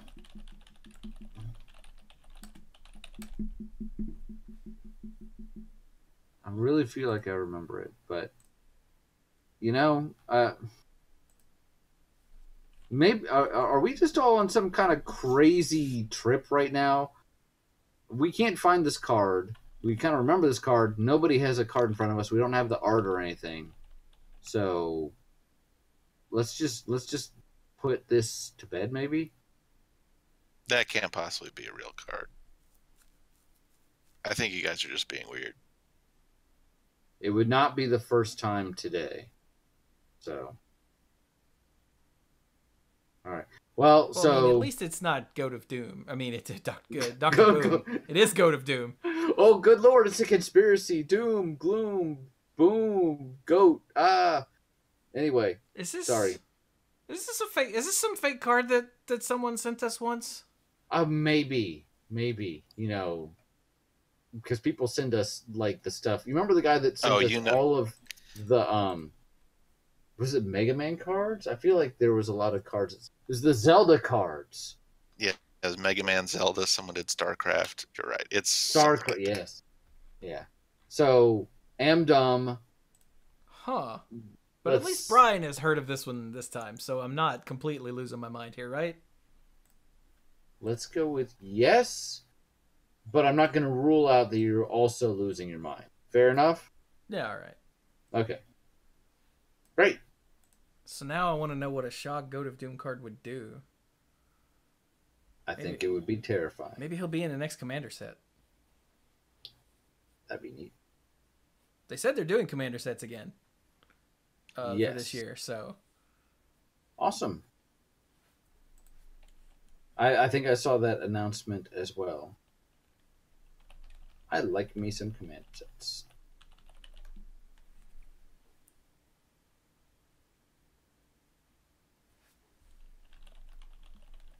Didn't I hear a while ago that they used to, Mike, maybe you can school me on this. I know we got to keep moving, but I'm just having a thought here. Has Wizards always done their testing for supplemental products in-house, or have they ever pulled in other people to work on those? Or am I just completely making this up, like I'm making up half the things I've talked about today? Well, I don't know what to do now. I know, like a long time ago, there were the East Coast playtesters and other groups like that, but that was a long time ago. I think I read something like last year, the year before, about them pulling in other groups. People will be all NDA'd up and down the street, but Oh, that makes sense. That makes sense. I'm just thinking, like Chewy. Chewy, you're getting preview cards now. Yeah. And that is like, I know that was a goal for you from either day 1 or day 51, or at some point you were like, get preview cards. How awesome would it be to be like, get a call and be like, hey, you guys are a multiplayer group. We're gonna let you test out some version of this product and let us know what you think. I think we do a decent job. But I just, being the avid deck builder that I am, and how much I'm basically like a slave to Wizards products, give me shut up and take my money kind of stuff. When it comes to supplemental products and like different formats and things like that, would that be something that I'm talking over myself, but wouldn't that be awesome? Is what I'm trying to say and desperately failing. That would be pretty cool. it would be pretty awesome. Like we could even use our normal recording setup to like record us playing it and send that to them so they can see how everything works. Like in game, instead of us just, this card was good, but seems like this was Good point. I don't know, just be my luck, I'd upload it instead of an episode or something, and we would never get another thing ever again, ever. Yeah, I think they'd have a fairly low tolerance for that. They'd be like, hey, cover this thing for us. And, it's just for you. And we'd be like, sure. And then I don't think you give yourself quite enough credit with that. I realize where you're coming from, but dude, I put a Hearthstone card and a non-existent card in our Flavor Fight bracket in the same episode. It's been a weird day. It has been a weird day. All right. Should we move to the next one then? So, yeah. So, as we said, just so we're all on the same page, it the betrays. Yeah. Instead of a non-existent card. Got it. Just wanted to make sure. Just absolutely, positively want to make sure. I mean, people following along at home are wanting to, like, follow along. And it doesn't... Right, yes. I'm taking up time here. Yes. It the betrays for the win. I, for one, salute our new Eldrazi overlords. Where does that put us? All right. Well, I guess I got to go with what you guys say. So, let's go to our other semi, which, wow. All right, we've got Grizzlebrand versus a Winding Constrictor. I forgot about that. All right. So Chewy got mad because we did not spend enough time taking Nicol Bolas seriously and just jumping to the bigger creature. So let's set aside about a half an hour and talk about this matchup. We'll start with the snake, and it's Grizzlebrand, isn't it? It's Grizzlebrand, isn't it? I mean, it's a snake. Maybe it's a big snake. Why? I want to see the art for this. Winding. I mean, it is a big snake, but it's a 2/3. It could eat a full-grown bear. Do we have any kind of scale? It looks like it's in grass. Is that like city-sized grass, or is it regular like grass? Because I feel like it's regular grass. Yeah, it's regular like grass. Yeah. Okay, and then Grizzlebrand is a giant demon with soul-stealing powers and massive blades at the end of his arms. That was so evil he had to be locked inside a giant silver prison for demons. Was it silver? It was silver. Oh. Yeah. It was made of a chunk of the moon. Yep, chunk of moon silver. Oh, right. Big old chunk. Let me go look at the art again. Wow, look at that. which is why when it came to Emrakul, they're like, let's do this idea again, but fun sized, family sized. Yeah, let's use a bigger chunk. All right then. So Gristlebrand. I mean, Yeah, so Grizzlebrand. really? Okay. Grizzlebrand. Ha! All right, so our big finals for this flavor fight Brrr. are Grizzlebrand versus It That Betrays. All right, now this is interesting. It'll be even more interesting when I pull up Gristlebrand, because I know what he does, I know everything about it, but I just want to take another look at that sweet, sweet art. Not Gristleback, Gristlebrand. There's no T. That might be your problem. Thank you. Grisl Grisel. SEL. Yeah. Grizzle. Chris LeBron. Grizzlebrand. Grilla Bra. So if it comes down to table etiquette, then we all lose? Then we all lose. Okay. So again, giant demon. Yep. And Eldrazi. The Eldrazi is probably bigger. We don't really have any sense of scale with Gristlebrand, and his previous opponent was a snake. So, Now, Gristlebrand, even though he's not really as, I would argue, as smart, as cunning as Nicol Bolas, he doesn't rely on mind powers. And again, Nicol Bolas doesn't rely on them, but he has a lot of that's kind of his first thing is I'm going to take over your mind or manipulate you. Gristlebrand is just hella strong, and he can steal your soul. But then It That Betrays doesn't have a whole lot of soul to steal. Now, there was an interesting story. Who was the vampire ally that was leading the Drana? There was a story article where she actually drank the blood of an Eldrazi and kind of came into contact with their hive mind, and she was able to resist it long enough that it kind of pumped her up a bit, and she was able to turn its power against the Eldrazi, right?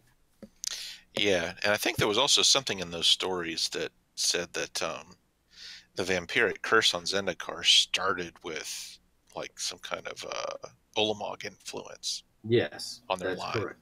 Which is why they have the thing at their shoulders where they can be like latched onto. Mm-hmm. You know what I'm talking about. Yeah. So arguably if Gristlebrand can steal some of It That Betrays' essence or aura, he could, in theory, empower himself a bit more. But just thinking in terms of a soul, once again, it's not like the It That Betrays is entirely self-aware or self-sufficient. It's just an extension of something greater.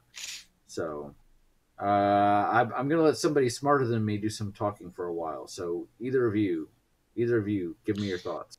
Okay, so we know Grizzlebrand is a good fighter because Avacyn was created to be this super powerful protector for Innistrad, and she and Grizzlebrand were fighting to a draw when they both got imprisoned in the Hell Vault at the same time. And like was mentioned earlier, when Grizzlebrand popped back out, it was Liliana who was there to kill him, to try to escape her pact. Yeah. And it wasn't Avacyn who took him down. Didn't she use the power of the chainmail to do so as well? Yes. So that's not like that's not insignificant. The chainmail is ridiculously OP. It needs to be nerfed. Chain veil. Chain veil. Did I say chainmail? Yeah. Yes. That's different. The chain veil is ridiculously OP. So What do you think, Chewie? I don't know.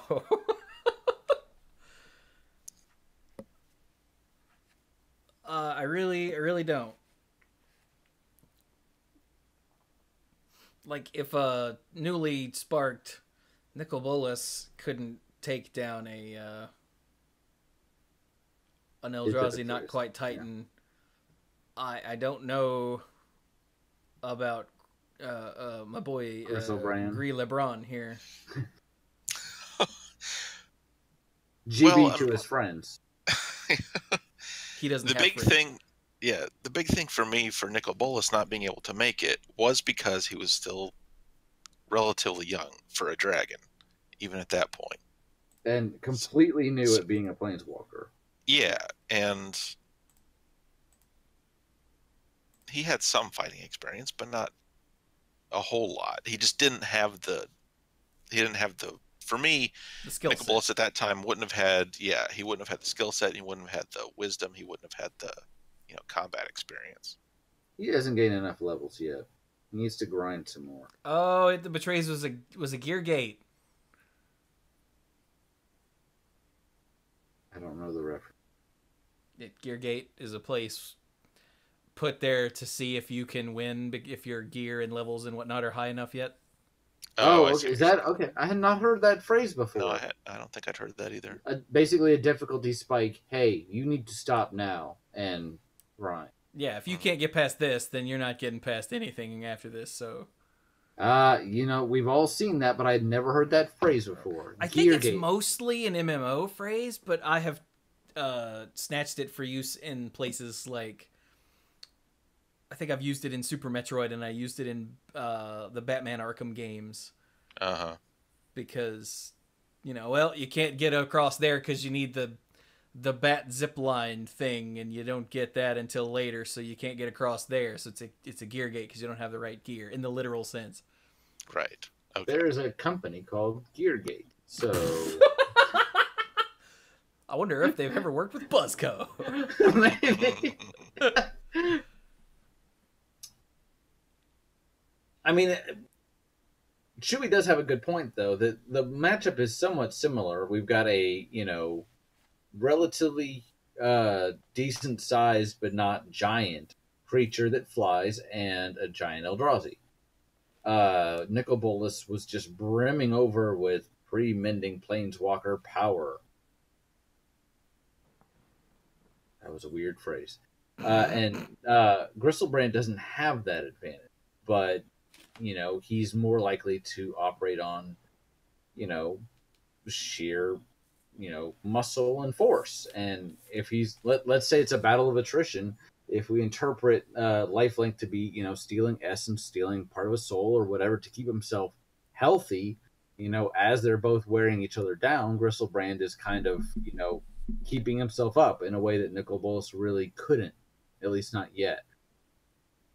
The Eldrazi is still paying life to draw cards. Also, it's sort of like saying, especially draw 7 cards. It seems like Griselbrand plays dirty. Yes. Yes. I mean, have you ever seen Nicol Bolas played fairly? I mean, the card itself. Wait, I realize you're not talking about the card itself. Did he just say Nickelbrand? Yeah. Oh dear Lord! A hideous nightmare fusion of these cards. It's a matchup again. Fusion. Does that mean they had to put on the earrings? Does Griselbrand even have ears? Anyway. No, they just do the finger thing. Do not Google the finger thing. I beseech you. Oh my god. Right. Anyway. My point is that while we are not relying on how the card is played, Griselbrand is a dirty, dirty card, and it comes through like that in every way, shape, and form of the card. So, I don't know. I almost want to flip a coin. I think ultimately it may. It that betrays is such a force of nature, though. Yeah. Gosh. But Grizzlebrand was so powerful that an angel created specifically to handle things just like him couldn't manage it. Yeah. That's like if you have a silver bullet that you made specifically to kill werewolves, and then you shoot a werewolf with it, and the werewolf laughs at you. Yeah, the werewolf is like, that tickles, and you're like, crap. That's when the entire anime season has been built up to the secret ultimate weapon, and you finally whip out the ultimate weapon, and you fire it, and the thing goes, is that all you got? And then everybody screams, and I don't watch enough anime to know what happens next, but... I think we can all imagine. But, and not to mention, here's somewhat of a parallel. Avacyn was made by a pre-mending planeswalker, good old Soren Markov, while he was at the height of his power. So, yeah. You know, I think I'm going to go with Grizzlebrand on this one. I think it is super close, and honestly, this is just my opinion. I think you could make an excellent case either way. And somebody's going to be like, what? It's clearly it that betrays. But you know what? I'm going to go with Grizzlebrand. Sheer toughness, resilience. The fact that Liliana was able to kill him could very well be due to the fact that he had just spent many years locked inside the Hell Vault, and he had just gotten out. And she had the chain veil. She may have also had chain mail. I don't know. But she had the chain veil. So he's a little bit like, whoa, hold on, I just woke up. Give me a second. And she's like, no. Nuke. I'm going with Grizzlebrand. Nice. What do you think, Mike? Let's see. I don't think he was in the Hell Vault for a super duper long time, you know, because there are still people on Innistrad who remember when Avacyn was around before, and suddenly she's missing. So I don't think it was. It's not like Nahiri, who was trapped in there for thousands of years. Yeah, she definitely got the raw end of the deal. Yeah, but that means Grizzlebrand was. Anyway, that's relevant. But he's still got morning sickness. I mean, summoning sickness. Oh, wow. That's something completely different. Infernal Tribute no more. I think I would go with Grizzlebrand also. He fights dirty. He's super powerful. Brian convinced me when he mentioned that the lifelink, when he mentioned again that the lifelink meant that Grizzlebrand was somehow maintaining himself through the damage he deals to the Eldrazi. Yeah, that too. And that's when it went, oh yeah. Mm-hmm. Yeah, if the Eldrazi manages to not stomp him immediately, then he's going to win a war of attrition. So, yeah. Grizzlebrand wins? It sure sounds like it. I feel so proud. He's like our poster boy, and here he is, grown up and winning his first flavor fight. Oh. Monsieur Grizzlebrand. Someday we'll do once we have 8 champions, we'll do a grand finale, and we'll see how he does against an Apocalypse Hydra. You know, it's possible that we've done 8 of these, but we'd have to go back and listen to them to find out who won. And you'd have to find the episodes where we did them. Yeah, and this one in particular is going to be rough because of the name. The tagging on the website. Yeah, is bizarre. Yeah, you might. Maybe you can do it while you can look for it while you're checking for clips of Dirk. We get right on that. All right. So, are we done then? I think so. I think so. It's gotten just a bit late. I don't... oh, God. I don't think there's anything left to... so next week, Ah. Yes, yes, Right. yes. Yeah, next week, by the way. Did you guys see the article I did. that explained And how they're doing everything? yeah, No, I didn't read it yet. it went up on Wednesday. I'll find it for Mike real quick. I mean, it's not a super long article. I don't expect him to read it while we're talking about this. I mean, it's it's still right there. up on, and he's got it. Yeah. So, I've known about this since March 1st, and I had to sit on it because I didn't want to. While there wasn't anything in the email saying don't mention this, I didn't want to mention it because I noticed no one else had mentioned it. They asked us, hey, don't even mention that you have preview cards until the 15th. So on the 15th, I expected this announcement. Because otherwise, why would the 15th be the day that they said? And it didn't come.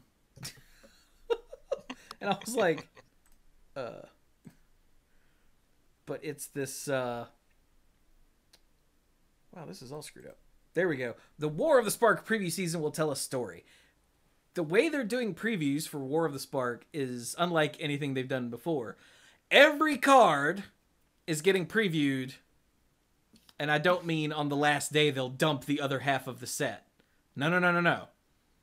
Literally every card is getting previewed through some outlet out there. Including the 5 they sent us. Yay! Yeah. I think Sorry, that was I was in the middle unintentional of on a his yawn. part. Wow. No, that was my So, fault. yeah, the way they're doing it is every day, the cards previewed that day will all be related somehow. And they're saying that the previewing cards in what they're calling scenes. All cards previewed on a single day will have a connection to a story point, an event, or a key location in roughly chronological order. Okay? So, I said, starting Monday, we'll be posting scenes around 4 or 5 cards to paint the picture of what's happening. And they're going to be like, it says, think of them like little storyboards, using the cards, the art, and the flavor text to give an overview of what's happening. Which is so cool. Our preview card will go live on April the 8th, which is why we're not streaming next week's episode. Because we can't show these cards early, obviously. Mm-hmm. But we have a scene, and obviously since it takes place in the second week, technically, because the previews start with the panel at PAX on, I think, the 1st. Yeah. Or maybe the 31st. I think the PAX panel at PAX is on Sunday, I think. Were they also going to show some at the Invitational? I have no idea. The only thing I remember seeing was that the PAX panel, the War of the Spark panel at PAX will be. They're showing off. I think the number was like 15 new cards or something, and talking about stuff. So, but previews start, I think, the 1st, which is the next day. I think that's right. And that means that the following Monday, the 8th, is the beginning of the second week of previews, which is when our scene happens. And I'm super excited. These dorks haven't seen anything yet. Nope. I think I told Mike or Brian, I told one of them, maybe both of them, some of the names of the cards, but that was it. You started to say one, and I was like, I had an idea with that, so he stopped. So yeah, but yeah, I'm super excited. Like I said on the Discord server, don't get your hopes up. We don't have like planeswalkers. They didn't get 5 planeswalkers. No, because every card gets previewed. That means all of the commons and uncommons are all being given out to everybody. Which means, as was pointed out on Twitter earlier today, when you see a leak, you just leaked someone's preview card. You bastard. Wow. Yeah, you're right. Freaking Noxious posted a photograph of a card with "He's back," and I'm like, 1, you should know better, and 2, where did you even see that? But that means that's somebody whose preview card just got outed. Thanks, Dick. And it's not like they can say, okay, sorry, here's another one. Because all the cards in the set are previewing. So, yeah. Don't do that. And if you see that sort of thing, try not to look too hard. It was a random uncommon, by the way, that he's back. It's not like it was a Planeswalker or anything that was leaked today. Uh-huh. But still, like, that's messed up. So, yeah. But anyway, so, yeah, we have 5 cards to show. I think I can tell you we've got a reprint and 4 new cards. And even if I can't tell you that, I already did. There's not like there's anything you could possibly get from that. So, yay! It's super sweet, and I can't wait. I can't wait to follow along with this. That means, you know how usually I just don't look at previews until we're talking about it on this show or Monday Night Magic? Mm-hmm. I'm going to be all over it every day. Every day. Because it's a story that progresses. Starting with preview, starting with the first day and going all the way to the end. And I can't wait. I am super hyped. Yay. Yay. I am also saying yay. I have just started to hit a wall where I am tired, but yay. Very excited. Awesome. Yay. So, yes. Oh, and by the way, I don't think we actually said, Dirk's not here because he found out apparently late last night or early this morning that Trevor had a baseball game tonight. Yes. And I think, knowing Dirk, he was aware that the game was on the 28th, but it didn't occur to him that the game on the 28th was on Thursday, which is a recording night. Again, knowing Dirk, that's what happened. He was like, oh, is that today? Oh, no. Yeah. So, yeah. But that's okay. We managed it. I think we're all good. But hopefully he'll be here for the next episode, because previews, yeah! Yes. Seriously looking forward to that. So, all right. Well, how about we wrap it up then, gentlemen? Sounds good. Well, let's get some final thoughts out there and wrap this up then. All right, then. So, I will go first, because Dirk is not here. And because he's not here, I will go first. And I am tired. But this has been a lot of fun. And it was great to see Mike on Saturday. And it was great to see Dirk on Saturday. And it was great to talk to Chewy tonight. And I am super duper uber pumped for War of the Spark and to see what happens there. So I'm super excited to be. You best believe I'll be watching PAX this weekend and tune in for previews next week. Yeah. Sweet. Mike? Yeah, I'm really looking forward to the rollout of this preview season and seeing how they do it, because it's really neat when the cards in the set are laid out such that you can just follow the story through the set really easily. Like back when I was a kid and really first getting started, like buying cards and whatnot, Tempest block, you could basically take all the cards and lay them out and see the entire story if you did it in the right order. And it was really cool to see that. Even if you weren't aware that they did that on purpose, it was still really awesome to just be able to pick up any card almost and get something meaningful for the story, either from the art or the flavor text. You're like, oh, cool. Just keep knowing, picking up more pieces here and there. So it'll be neat to see that in War of the Spark. I mean, they got tons of characters. They got 36 planeswalkers, so people are going to be going around doing something. I remember I was talking to Chewy, and I was like, some of those, I mean, they don't have time to develop and test 36 new planeswalkers. Certainly some are going to be reprints. And then it hit me later. I didn't tell this to Chewy, but Chewy, I had this thought. This is basically taking up like a gate slot in the pack, right? Because there's one in each pack. So think about. We still don't know how they're being distributed. They did say that it's not the sort of thing where there's 36 packs in a box and there's 36 planeswalkers. Does that mean we're guaranteed? No. Oh, okay. Right. But my point is that this can't, I mean, if they were strictly doing a lot of reprints, all reprints we have ever seen have been of Planeswalkers have been mythic. Oh, they also said that these are all new Planeswalkers. Yeah, they're all new. Okay. I miss. Aha. There you go. So, all right then. That answers my question. So, sorry, Mike. Keep going. No, that's fine. And so you're wondering about, how could they possibly design and test 36 Planeswalkers and have enough time to do it right? They just have to, not all of them are going to be pushed.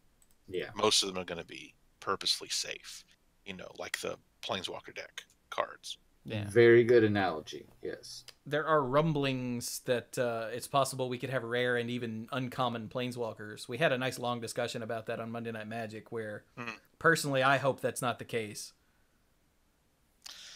There might be some kind of hidden rarity. Like I think there was a hidden rarity system on the time shifted sheet. Well, and also think about double face cards in Innistrad, right? Mm-hmm. Yeah, where you were guaranteed to get a double face card, but there was a rarity among them. Mm-hmm. Exactly. Yeah. But all of that is literally just speculation because we don't know. So if you hear someone talking with authority about that, either this episode is dated and stuff has been revealed, or they're just making crap up. Which is always a thing you have to be wary of on the internet. Mm-hmm. Not the internet. Yeah. Like some weird mashup game that Brian may or may not have found. I thought you were going to delete that. Well, that's why I just said may or may not have found. Okay. Now you can delete me talking about deleting it. Well, no, I'll leave it in to confuse people. It'll be fine. The internet is for lies. The internet is for lies.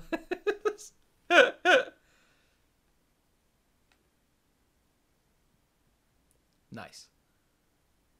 I think I'm done with my final thought. I'm also exhausted. This call has gone on way longer than we expected. I think. All right then. So I will just say all of the usual things. Hey, I do lots and lots of content that's out there for everyone to enjoy. We have Monday Night Magic and the Mana Pool, both of which are usually streamed live.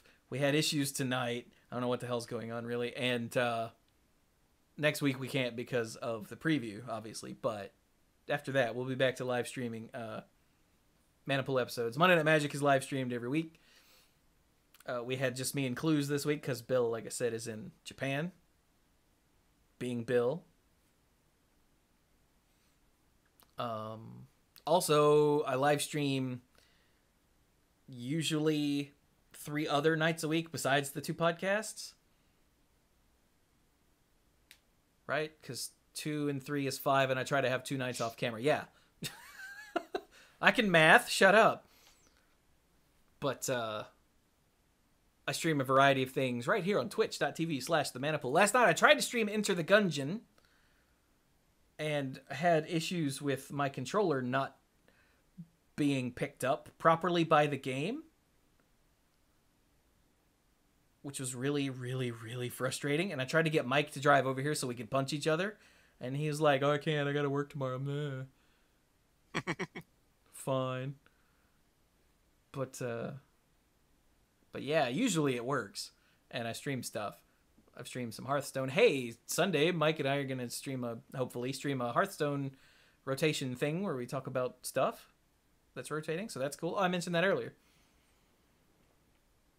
So yeah, all kinds of stuff happens here on Twitch, and then over on YouTube.com/themanapool, where at least one video goes up every day. Here lately, it's been Super Smash Brothers videos, the World of Light mode, because I'm working my way through that, and Hearthstone videos. At the moment, it's Tess Greymane decks, the Tespionage Rogue deck, where I had some really bizarre and crazy games, so those end up on YouTube. Coming soon is my return to Heroic Blackrock Mountain. I finally got the Rend Blackhand video all put together and done, edited down from the 3-hour monstrosity that I had. And also some games against and with Mike coming soon. Yeah. Yeah. So all that's awesome. There's also a quick Chewy vlog that went up a few days ago about why I was not in attendance to the Gathering of Dorks, as they've been ribbing me about this episode. So if you want to know, how come Troy wasn't there? Well, there's a video that explains that over on the YouTube channel, so go check it out. It's called Why I Skipped a Gathering of Dorks. I should have subtitled that like a horror story or something, but I didn't. So that's where all the content goes. It's either on YouTube or on Twitch. And hey, if you want to get in touch with us, there are a variety of ways to do that. I'm constantly on Twitter, so if you tweet at me, I'll almost certainly see it. Email, we're all really bad about responding to. We really need to get some sort of like auto responder that, like with our personality, that will just respond to people. I'll get Scott to see if he can code that. That'd be pretty cool. But anyway, I forgot what I was saying. Yeah. But the easiest ways to do it are, you can send us an email to dorks@themanapool.com, which works again. Hey! Apologies to anyone who tried to send us an email in like the last 2 weeks. We probably didn't get it because the website's been down, which means that the email address wasn't working because that's where the email address was set up. But it's up again. The site is now on my hosting, so if it goes down, I can do something about it instead of having to send Scott a text message and hope he sees it and then hope he fixes it. So, awesome. Which he always did, but sometimes he just didn't get the message or got distracted or something, and it would take a few days. Like, hey, your website's down. Ah, crap. Hey, Scott, could you fix this? And then 2 or 3 days later, he'd be like, oh, yeah, sorry. Boop, and it would come right back up, but he didn't see it. But anyway. That's not a problem anymore. Ha-ha! So yeah, dorks@themanapool.com. On Twitter is @themanapool. Join the Discord server where I essentially live. The link to that is down in the show notes. It's also in the links for all of the YouTube videos, and it's below the Twitch stream and in the panels down there. If you want to join the Discord server, you totally should. We have a good group of people in there, and we talk about all kinds of stuff. It's a lot of fun. I love our little Manapool community there in the Discord server. It's the best. It is, and that's coming from a guy who never goes in there ever. Absolutely. See? So, if you want to help support what I do with this insane amount of content creation, the easiest way to do it is actually spread the word.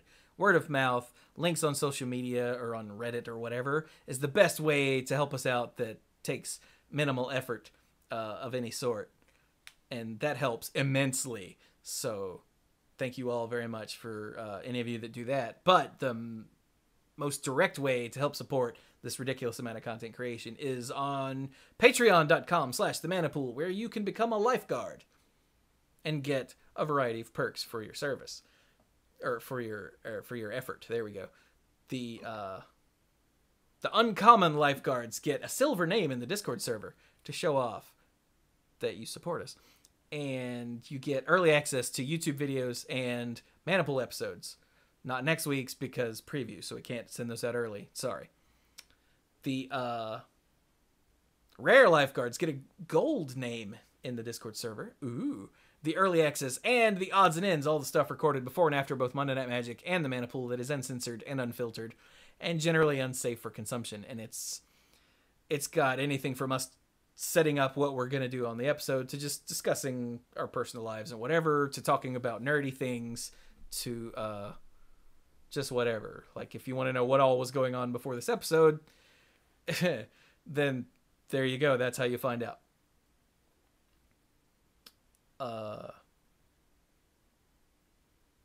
Right, and the mythic lifeguards get the mythic orange name in the Discord server, which is oh so sexy. They get the early access, they get the odds and ends, and they get the sponsorship shout out on both podcasts and on the end screen for all of the YouTube videos that go up each month. So I'd like to thank our mythic lifeguards: Kim Ho, Andrew Hunt, Al, Paul David, Lance Delicious, Team U Hellas Are You, Connor Kennedy, John Morris, Alex Gonzalez, Jeff Spencer, Stuart Slaw, PJ McMullen, Sophia Brattain, Casey, Fayen Says, Danny Liao, Jason Doan, Cody Buckowing, Jake Jansons, Jason Kaus. Oh my God. Bless you. Who? Oh, ew, ew. Oh God. Sorry, I'm sorry. Oh, okay. Where was I? Jason Kaus, Brian DeLucci, Start Maximum. I'm covered in snot. Keith Moody, John Parker, Violet Moon, Aleph Cat, Dan Holm, Bartle, Mike Millerburn, and oh my God, it's on the desk. And the Beast Father, Aaron Goodwin. Dude, this is so gross. Did I miss the keyboard? I missed the keyboard. Okay. Oh my God. Okay, we're gonna wrap. What did I eat? What? Okay, we're gonna wrap this up. I'm sorry for being gross, but it's fascinating to me how disgusting this is. Oh, it's on my sock. Oh, I gotta go take a shower. This has been the Mana Pool, number 547. Thank you all so very much for listening, and go play some Magic.